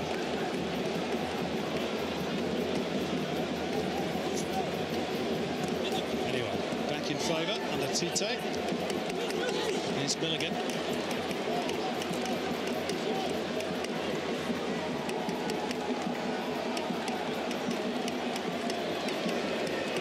Set up beautifully for Milligan. His touch to receive the ball was good. It's too slow to process what was in front of him, and it's unlike Milligan to be so accused. There were Socceroos support players in space and breaking the Brazilian defensive line.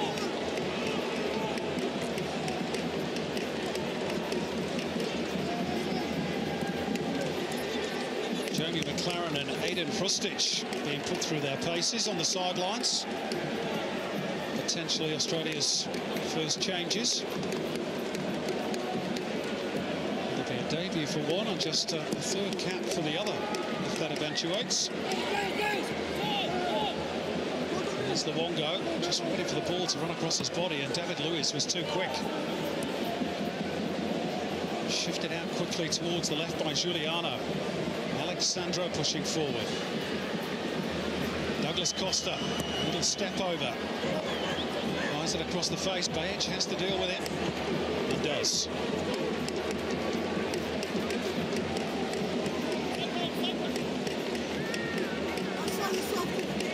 Paulinho.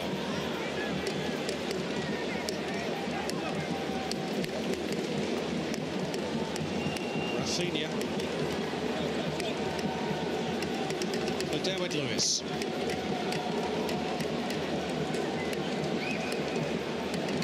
Tracking the flight of the ball. There's the youngster, Aiden Hrustic. Melbourne born, of course, playing for Groningen in the Dutch Eredivisie. Left winger by trade. Bosnia wanted him. He's about to make his debut for the country of his birth. Will it still be 1-0 when he comes on? Coutinho. A bit too cute for his own good there.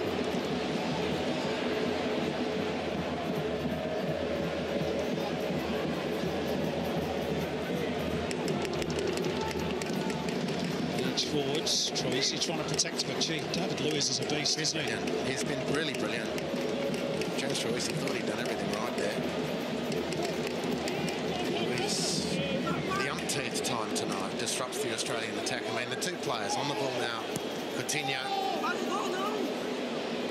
Offside against Diego Sousa. And David Luiz have been the two foundation players for this Brazilian performance so far tonight. Very impressive supporting cast, of course, but Luiz has just nailed almost everything in green and gold that's come through his part of the field. Coutinho, by my unofficial collection of the stats, is 100% when in possession of the ball.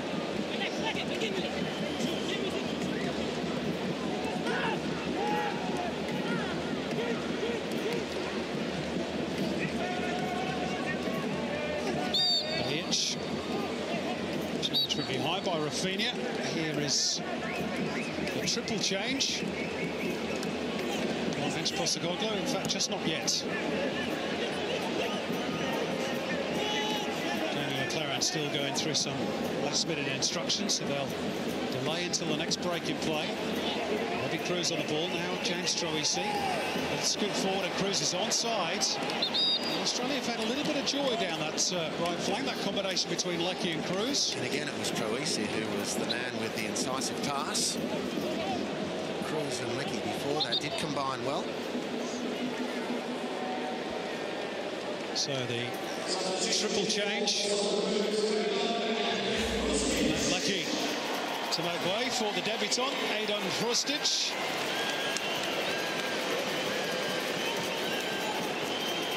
Timmy Cahill will be the man withdrawn.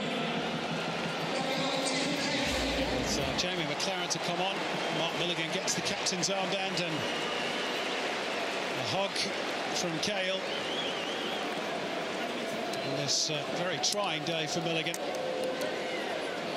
given the death of his grandfather during the week. And last but by no means least, Trent Sainsbury is going to come off with Jackson Irvine introduced. So Mark Milligan will drop into the back line. Irvine into midfield.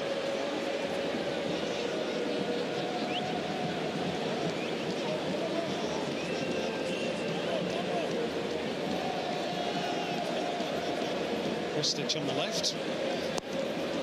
McLaren at point.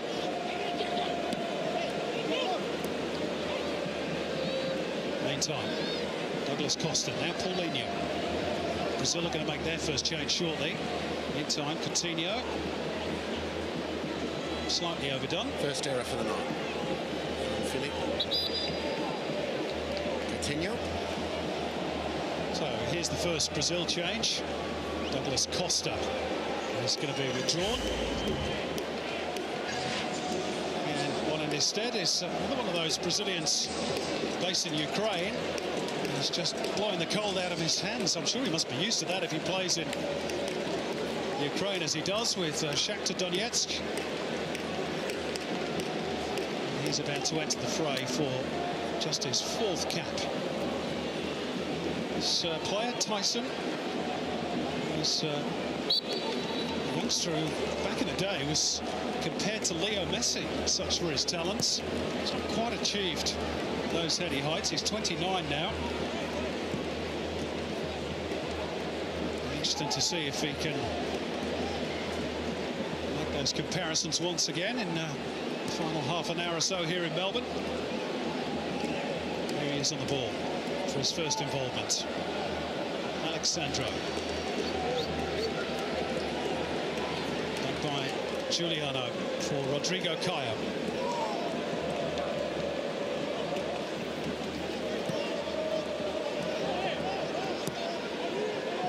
Thiago Silva.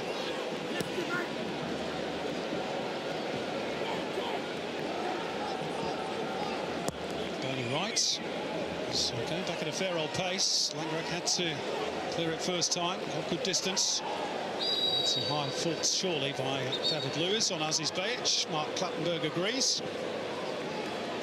Well, those two know each other well from back in the day.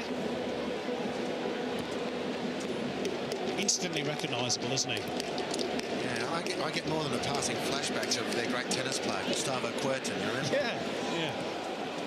Geez, he would have given Rafa a run for his money in the French Open. He was a clay court specialist. Whatever happened to Gustavo Kuerten? Has he come back as a footballer in another life as David Luiz?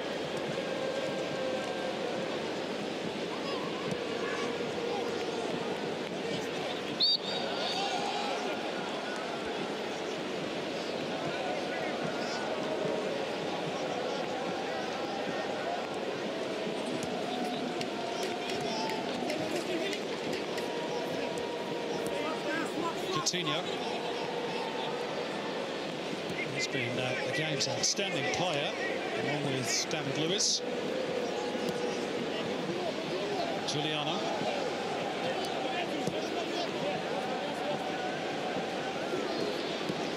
Thiago Silva puncturing the lines for Brazil. Coutinho again, just a little bit off with his release. Working its way out towards Alexandro. Looks full of the hips, got rid of Robbie Cruz, but not so Milos Degenek.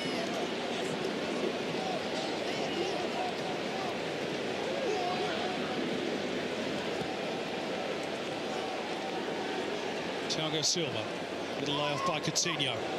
Goes for the return from Paulinho. Danger here for Australia. And Bernie Wright throws his body in the way at the expense of a corner. Well, recovered well in those moments. The Australian defence, it's a wonderful test for them. These very clever players in front of them. Very fast off the mark, and the give and go, the 1-2, the wall pass. Australia turning and recovering well. And interestingly, it's Brazil's first corner of the game, which Coutinho is about to take. Oh, and David Lewis met superbly. The woodwork saves Australia first time around, but not on the follow-up. And it is Thiago Silva, I think, who's forced the ball over the line. And Brazil have doubled their money.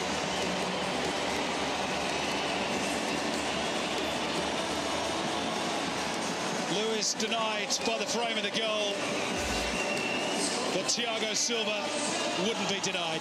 Well, I mean, that game and that goal scored by Thiago the Great from Brazil's two outstanding players today. Coutinho on the corner, Luiz so powerful at the near post, and Jamie McLaren was fighting an inferno with a bucket.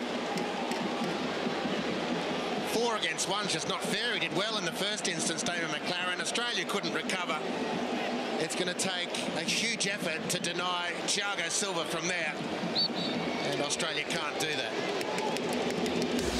And the crossbar so nearly favoured Australia again, but not quite on the follow-up. And Thiago Silva has just his 5th international goal in 63 caps, and the Socceroos trail by 2.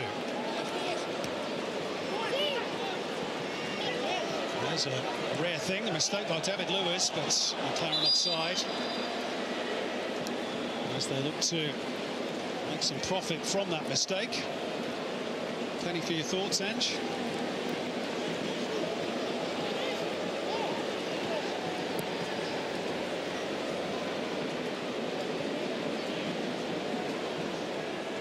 In the last few games, it's been Australia profiting from corners offensively. Undone by a set piece for the second goal here tonight. And again, very understandably, so much of the focus and the folklore about Brazilian football is the mastery of the ball at foot, the speed, the dazzling technique. What's not often heralded is the power of their players, and I'll tell you what, David Luiz from that corner, personified power. Firstly in his run and leap, and secondly the force of the contact with his head. It's eye-watering from David Luiz.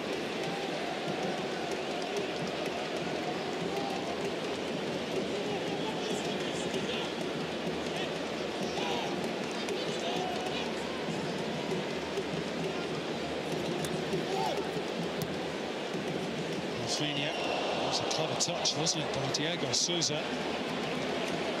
Almost Dennis Bergkamp-esque as he tried to touch it around the defender and then go for the return. Not quite as expertly executed as the Dutchman all those years ago.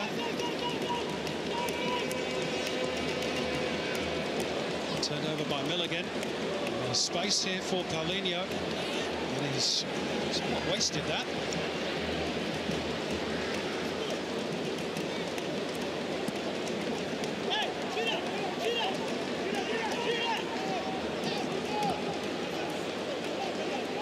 Coutinho. Rafinha. Luiz. And Bailey Wright. And then Bajic. And now Irvine. Chance for Troisi to turn. As is Bajic hugging the touchline. Australia creates a good opportunity. Irvine having a stretch. Brazil back in numbers. Australia trying to play their way through mass ranks of the Brazilian defence.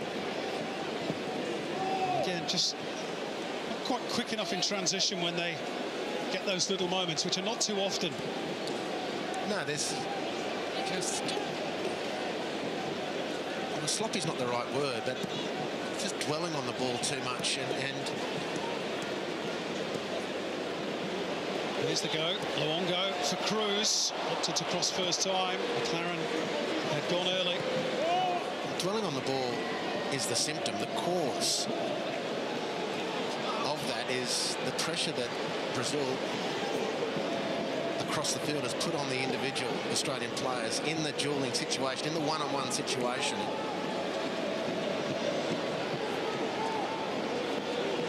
Troisi. It's a good first touch by Irvine. Luongo. Again, they try and go through the guts of the Brazilian defence, and there were just too many blue jerseys in the way.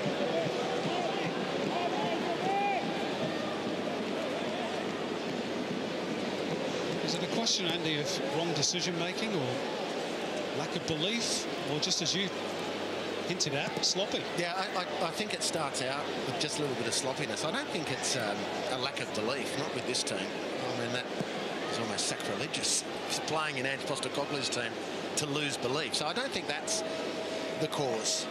But, you know, there is a difference in class between the very best in the Brazilian team tonight, Coutinho, as the outstanding player, and the very best in the Australian team. And it just eats away at the players' confidence.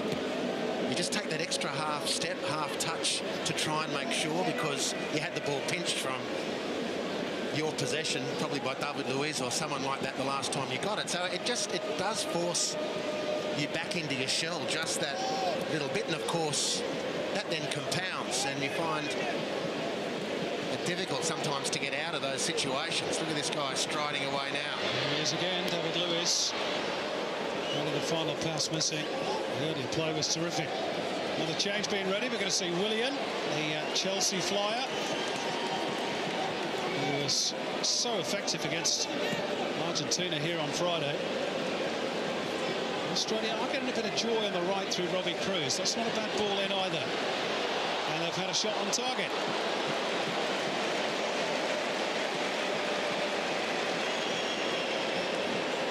Well, that was probably Masalonga's best moment of the game in possession, finding Robbie Kruse with a nice diagonal ball out to Australia's right. Robbie Kruse has been bubbly tonight.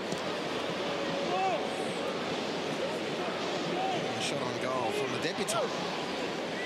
Rustic with his first contribution of substance. He has the honour of having the first on-target effort of the game for the home team.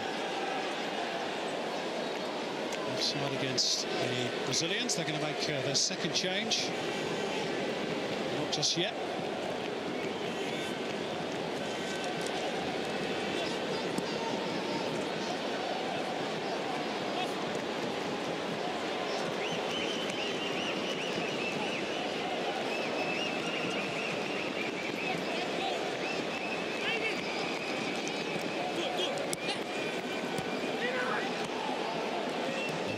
Having a hurry with Coutinho at his back.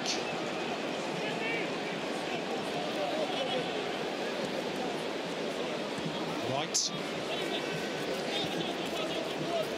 Squared up by Milligan for Luongo. And again, they'll look for that outlet. Robbie Kruse. Is he caught there by Alexandro? He's a player who is often in the wars, isn't he, Robbie Kruse? And every time he goes down, you do hold your breath.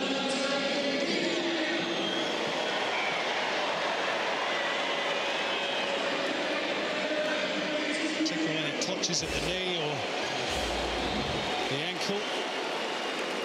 20 minutes to go, and Philip Coutinho takes his leave. So huge cheers from the gallery, and understandably so. He was terrific tonight, Andy. Peerless. It's no wonder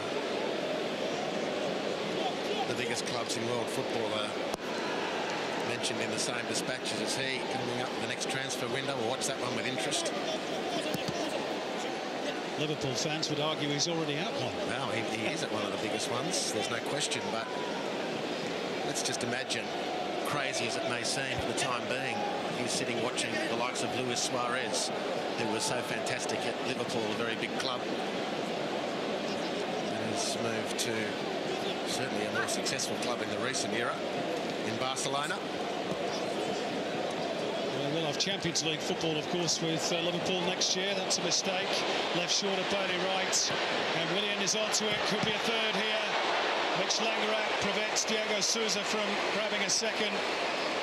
And then sloppy again from Australia. Can't afford those sorts of turnovers. Two in quick succession. Goalkeeper to the rescue this time. Which might make Mitch Langerak feel a bit better. After probably being at least partly at fault for that opening goal after 12 seconds. Wasn't the only one culpable by any means. No, well, yeah, whilst we're putting our heart in our sleeve, I'm very glad that Bailey Wright didn't have another goal scored against Australia, because he was right in the middle of that one with his slip, accidental as it was. Third change will be with us shortly for Brazil, the familiar figure of Fernandinho. I wonder if that means the end of the section for David Luiz.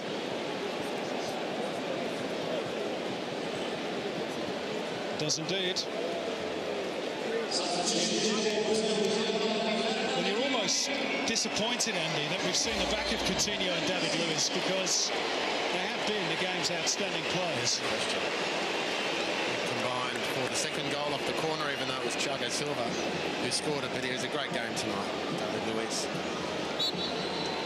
Of course, many people will have a lasting image of he collapsing to the turf in that semi-final capitulation last World Cup. Brazil were a team that never convinced their own fans, but they were certainly setting themselves up with a run of wins in that tournament, and it all came crashing down in that match against Germany, and David Luiz was the embodiment of that disappointment. His replacement, Fernandinho, making an early error. And unfortunately for Australia, two of their substitutes, Aiden Frustic and Jamie McLaren rather getting in each other's way.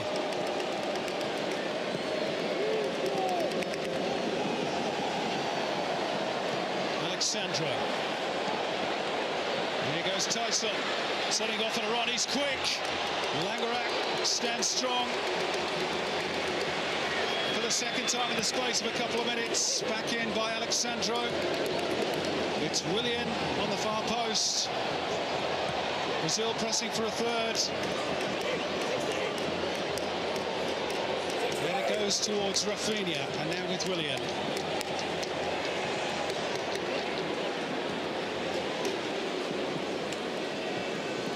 Alexandro.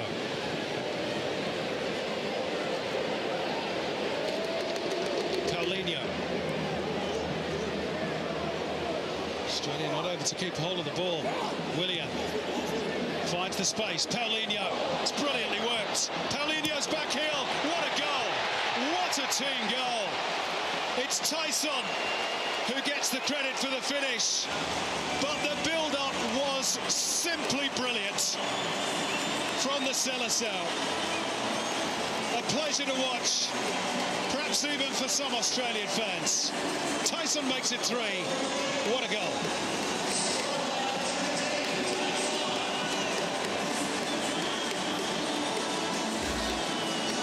Well, Mitch Langerak has stood between Australia and a third on the last couple of attacks, but look at this beautiful interplay. Willian so sharp.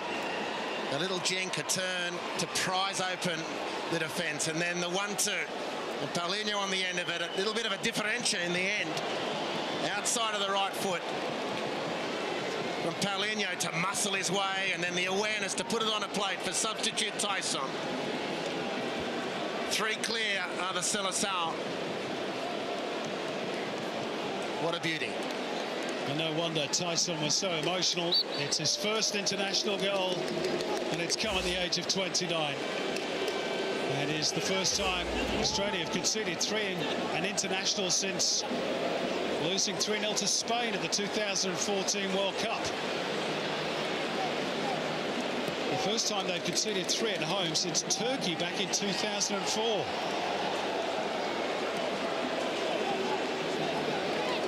You can't argue with that sort of brilliance. Here's Luongo. There's a foul. Mark Clattenburg has played advantage. Australia would love a goal of their own. And Ange Postecoglou is going to make more changes shortly. They're allowed, of course, 6 in a friendly, non-competitive game.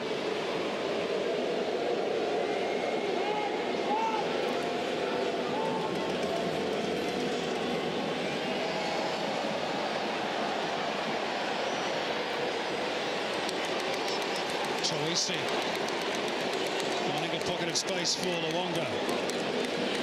This is Cruz.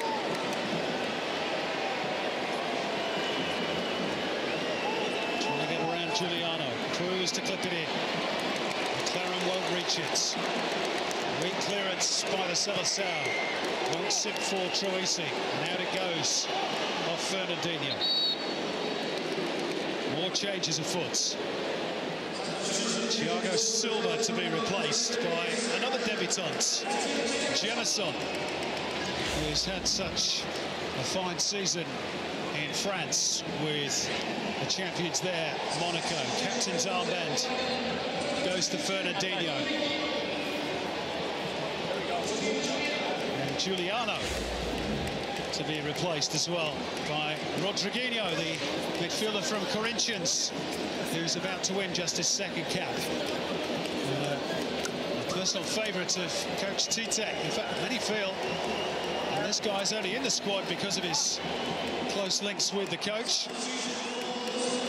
So there's the raft of changes for the Brazilians. Now here come the Australian changes.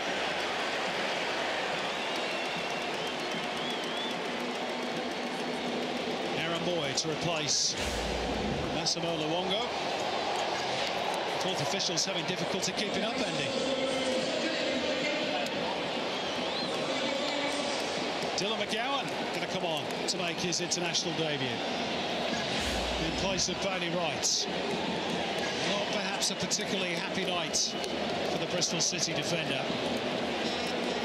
giving away that possession, which led to the goal after just 12 seconds. And last but by no means least, James Troisi to be replaced by really the man of the moment so far as football in Australia is concerned. The scorer of that winning goal against the Saudis.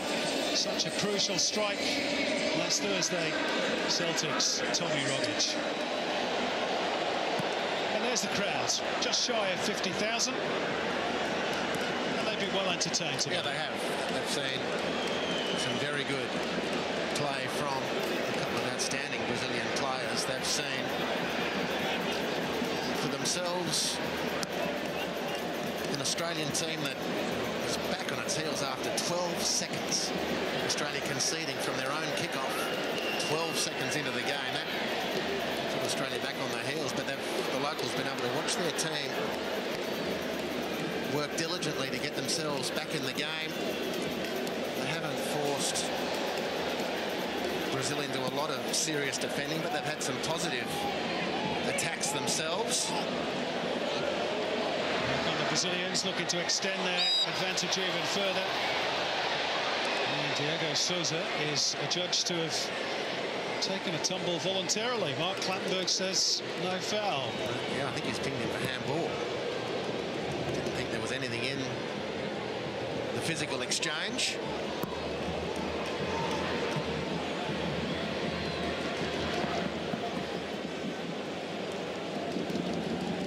A little bit disappointed that Diego Alves hasn't had a bit more to do. Well, naturally, yeah. And that'll be one of the points that comes out for the Socceroos. That they'll have a bit of work to do here. Rustic with the disguised ball, looking for McLaren.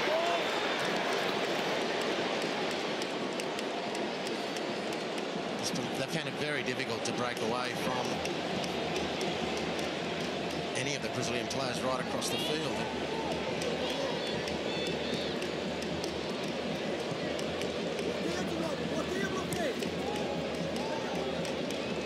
It's been like a bit of a blue blanket at times.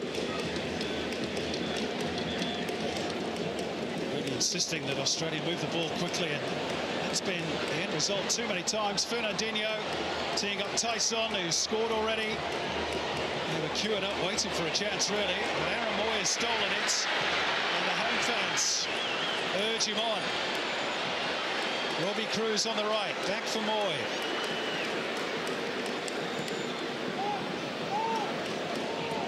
Again, it's to no avail for the Socceroos. They must build in the deep through Irvine. Moy. On the turn, looking for that run of Robbie Cruz in behind again, which I think he's done pretty well in the second half. It's been a good outlet for Australia, and they've looked more dangerous when they've looked to play forward and get Cruz into the game. And Moy and Rogic will make a big difference in these closing moments.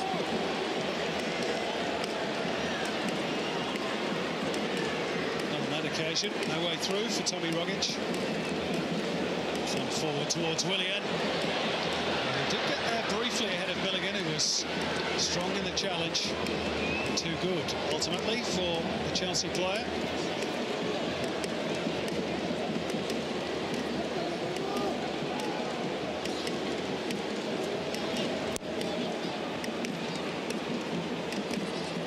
Another change imminent for Brazil.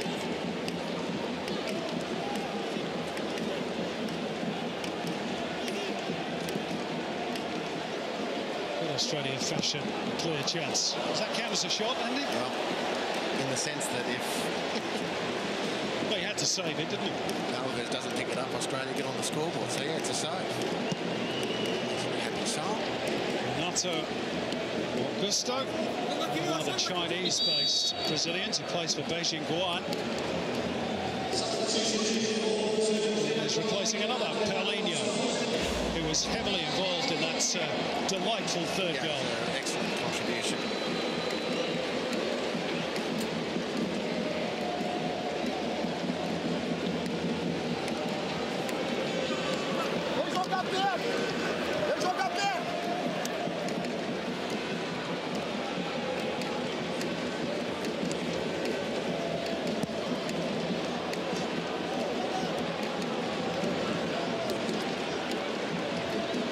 there'll be no rest for those Chinese-based Brazilians. They won't be off on holiday. Chinese Super League still very much in full swing.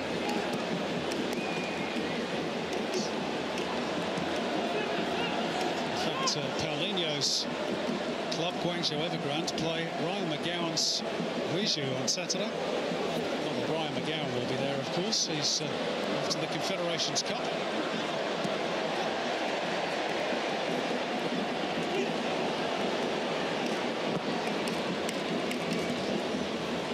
Talking of China, what about Trent Sainsbury? Now back, of course, with Jiangsu Suning.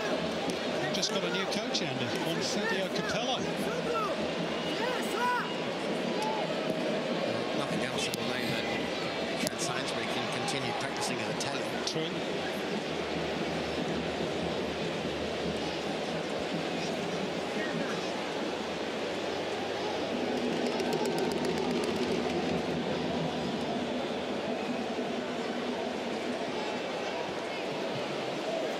Looking for an option. None presented itself.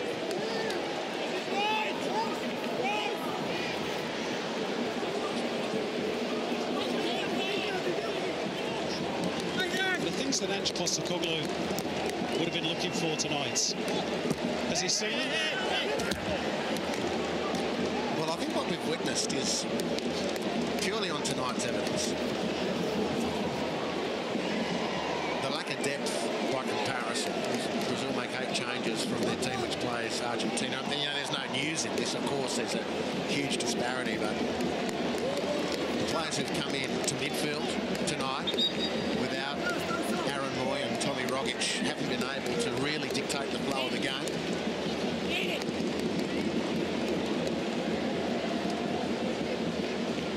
Aiden Prostic falling heavily on his opponent, Rafinha. Sorry, Andy.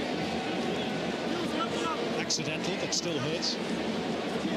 So Australia have had more possession in this second half than they did, I think, in the first half.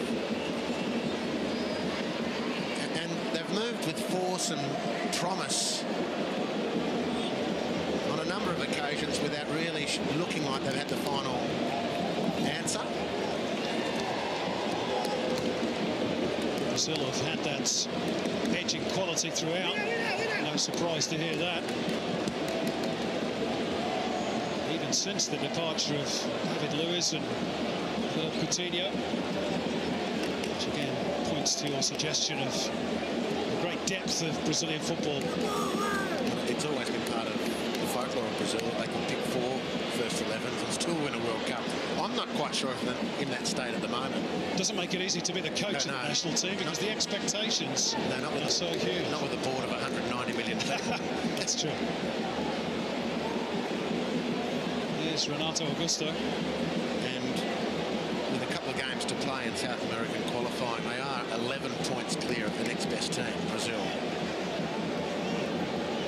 Interestingly, though, Argentina in 5th as it stands. There's a slew of incredible South American talent playing in the world's very best teams and competitions, but there is a view that the South American Confederation this cycle is arguably the weakest it's been. Time will tell on that front, of course. About the middle of next year when the world saddles up for the Russian World Cup. Here come the Brazilians looking for a 4th. It's Tyson. Fernandinho. Sandro's got it behind. Beautifully done. It bounces off the chest of Mark Milligan. And behind it goes for a corner. Super fullback, isn't he, Alexandro? He's a beautiful player. Australia have had similar patterns on occasions. The big difference has been that ability with athleticism or technique to get that extra half yard or a yard to make the final pass or the cross.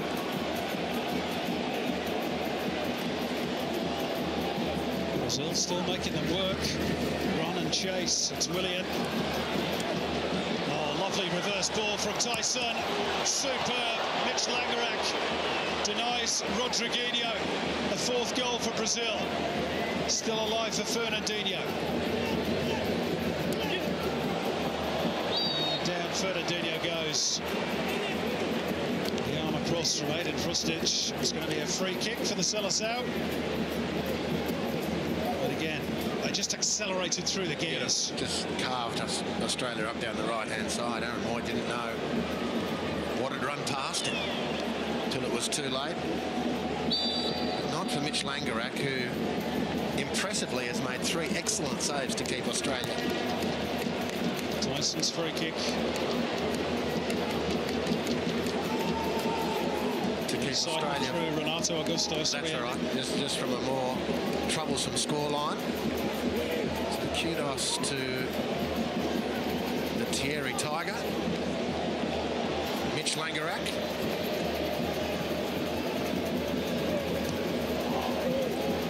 Brazilians keen to give their own goalkeeper a touch of the ball. Had an awful lot to do. Diego Alves on his return to the Brazilian national team. Tyson through the middle. Langerak call it to action again.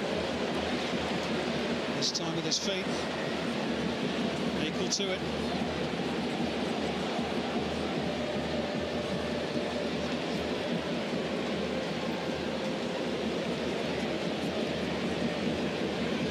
Inside the final minutes in Melbourne.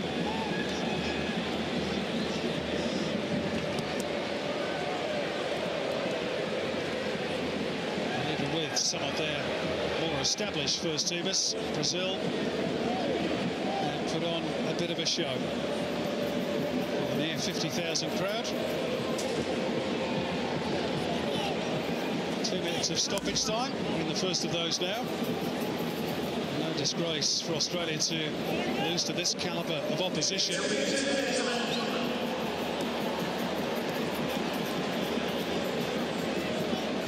just wonder if Ange Postecoglou might be a little disappointed that they didn't put the Brazilian goalkeeper under a little bit more pressure at times. Had some decent moments.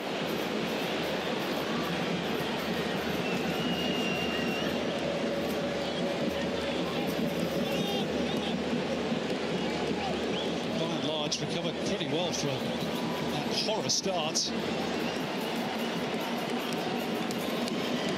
This is Bajic.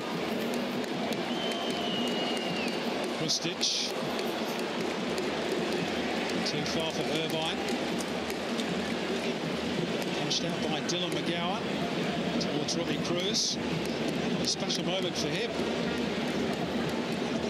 He's trying to pick up a bit of Portuguese from the Brazilians. He's off to play for Paços de Ferreira, of course, in that part of the world next season. There's McLaren, who's really been feeding off scraps, as Timmy Cahill did before him, but Australia have at least another corner, which might just be the final action of the game. Only the 3rd corner of the game as well.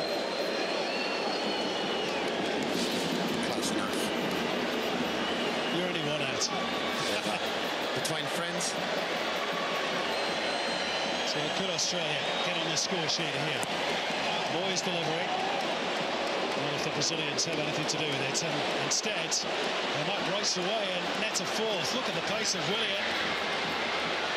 1-2 with Tyson. Oh, in the end, it was almost an own goal. It drops for Willian. Goodness me. Well, Ajdin Hrustic didn't know a whole lot about that. Good job, Mitch Langerak's reactions were sharp. Oh, it's a blistering effort from Hrustic. 2 shots on target for Hrustic, one at either end. Well done, Mitch Langerak. That's 4 fabulous saves. Good recovery from Aziz Behich. Again, we haven't spoken much about Behich, but done very well tonight. Some friendly fire at the end for Langerak to deal with. Oh, and now they do have that 4th goal. It's the final touch of the game. Diego Sousa has a brace, and Brazil have won it by 4 goals to 0. And another goal conceded from a corner for Australia. Ange Postecoglou won't be happy about that, nor with the final scoreline. Brazil were very good tonight. Australia toiled hard, but the top-ranked nation in world football just a little too good for the Roos. And a free header for Diego Sousa at the end. Not enough players to deal with it. It's really disappointing from an Australian viewpoint. So there we go. The Socceroos' 8-game unbeaten stretch comes to an end. Tests that are just as tough now await in Russia, with Germany first up on June the 19th. Tite walks off to the dressing rooms a happy man. Brazil end their mini tour down under with 1 win and 1 loss. Tyson amongst the goal scorers off the bench. Diego Souza back too. Thiago Silva replaced, one of many replacements in the second half with the other goal. They were great to watch. There you have it, Brazil turning on the party tricks on the stroke of full time at the MCG. Far too dangerous, far too crafty for the Socceroos. 4-0 the final score. We will be back after this short break on Nine's Wide World of Sports to wrap it all up in front of 50,000 fans in Melbourne.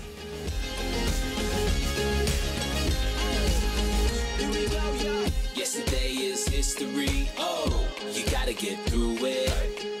Tomorrow is a mystery, so let's just do it. And even when the world falls, you and I will stand tall.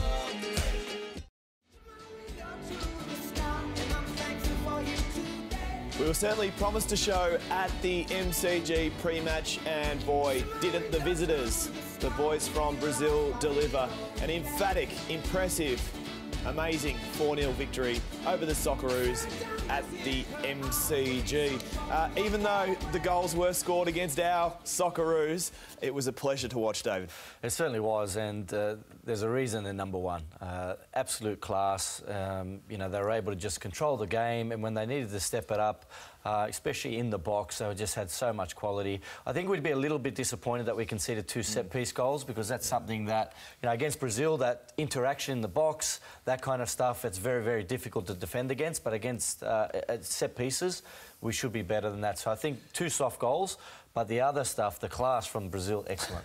Bridgie, a match bookended by 2 pretty extraordinary moments, and we'll start with the first half first, and that goal inside 12 seconds. Yeah, not something you want to do is give the ball away to Brazil, #1 team in the world, in the first 12 seconds of a game, and it was just absolutely brilliant. It was all about the finish. I mean, Langerak's got himself down, but when you go across the goalkeeper, it's so hard, and that was the first of Souza's goals on the night, and it almost kick-started the Socceroos into, you know, not shots on target, but you could quite easily go under when you're playing the world's #1 team at that moment in time, because you think, oh my word, here we go, shell shock. But they held their own first half, but second half it was an absolute masterclass from the boys from Brazil. The Samba boys just turned it on, and like Joel said, it was this moment that we are so familiar with. We score a lot of set play goals. Yeah, we don't concede many. There was 2 goals tonight from set play. I mean, David Luiz there. Look, he's. But that's an unbelievable run and header. And you pointed it out, Bridgie. Langerak initially stays on the ground, thinking that we're going to clear it. Yeah. And that second or 2 that he delayed meant that he wasn't able to jump up and then clear the ball, which he probably would have.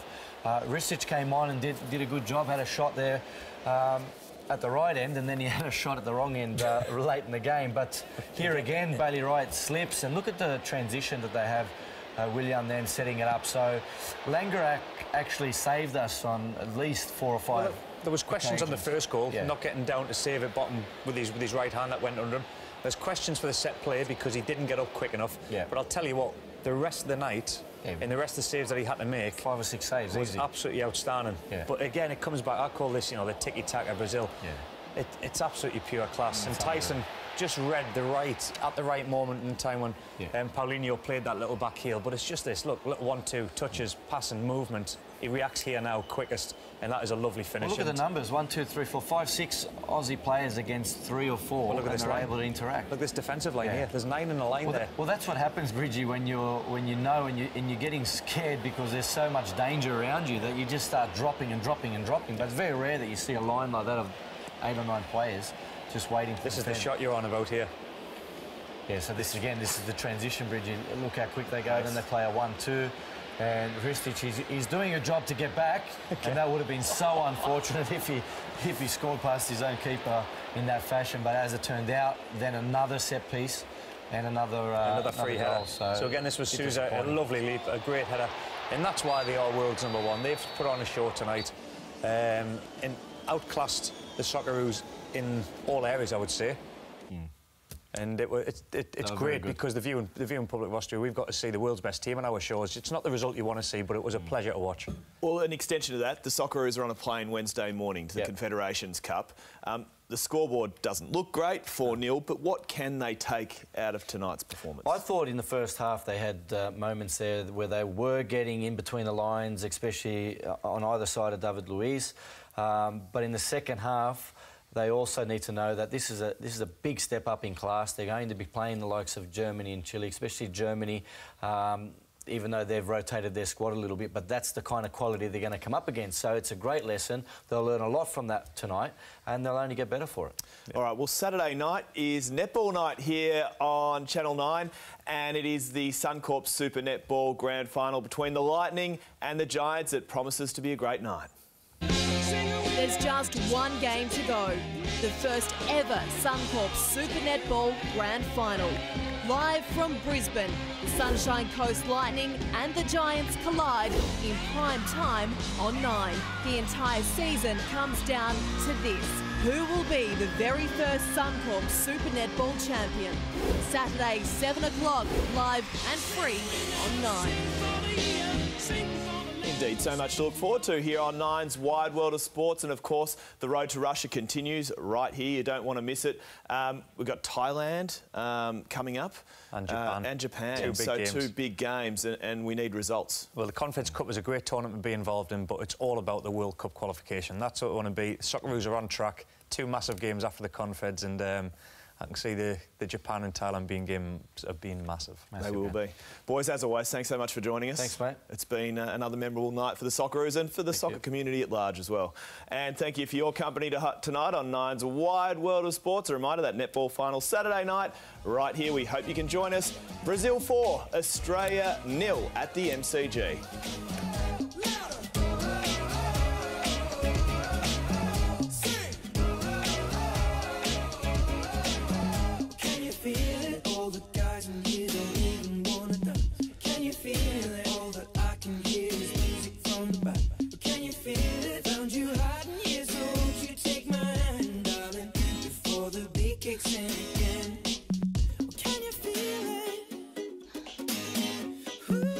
This has been another presentation from Nine's Wide World of Sports.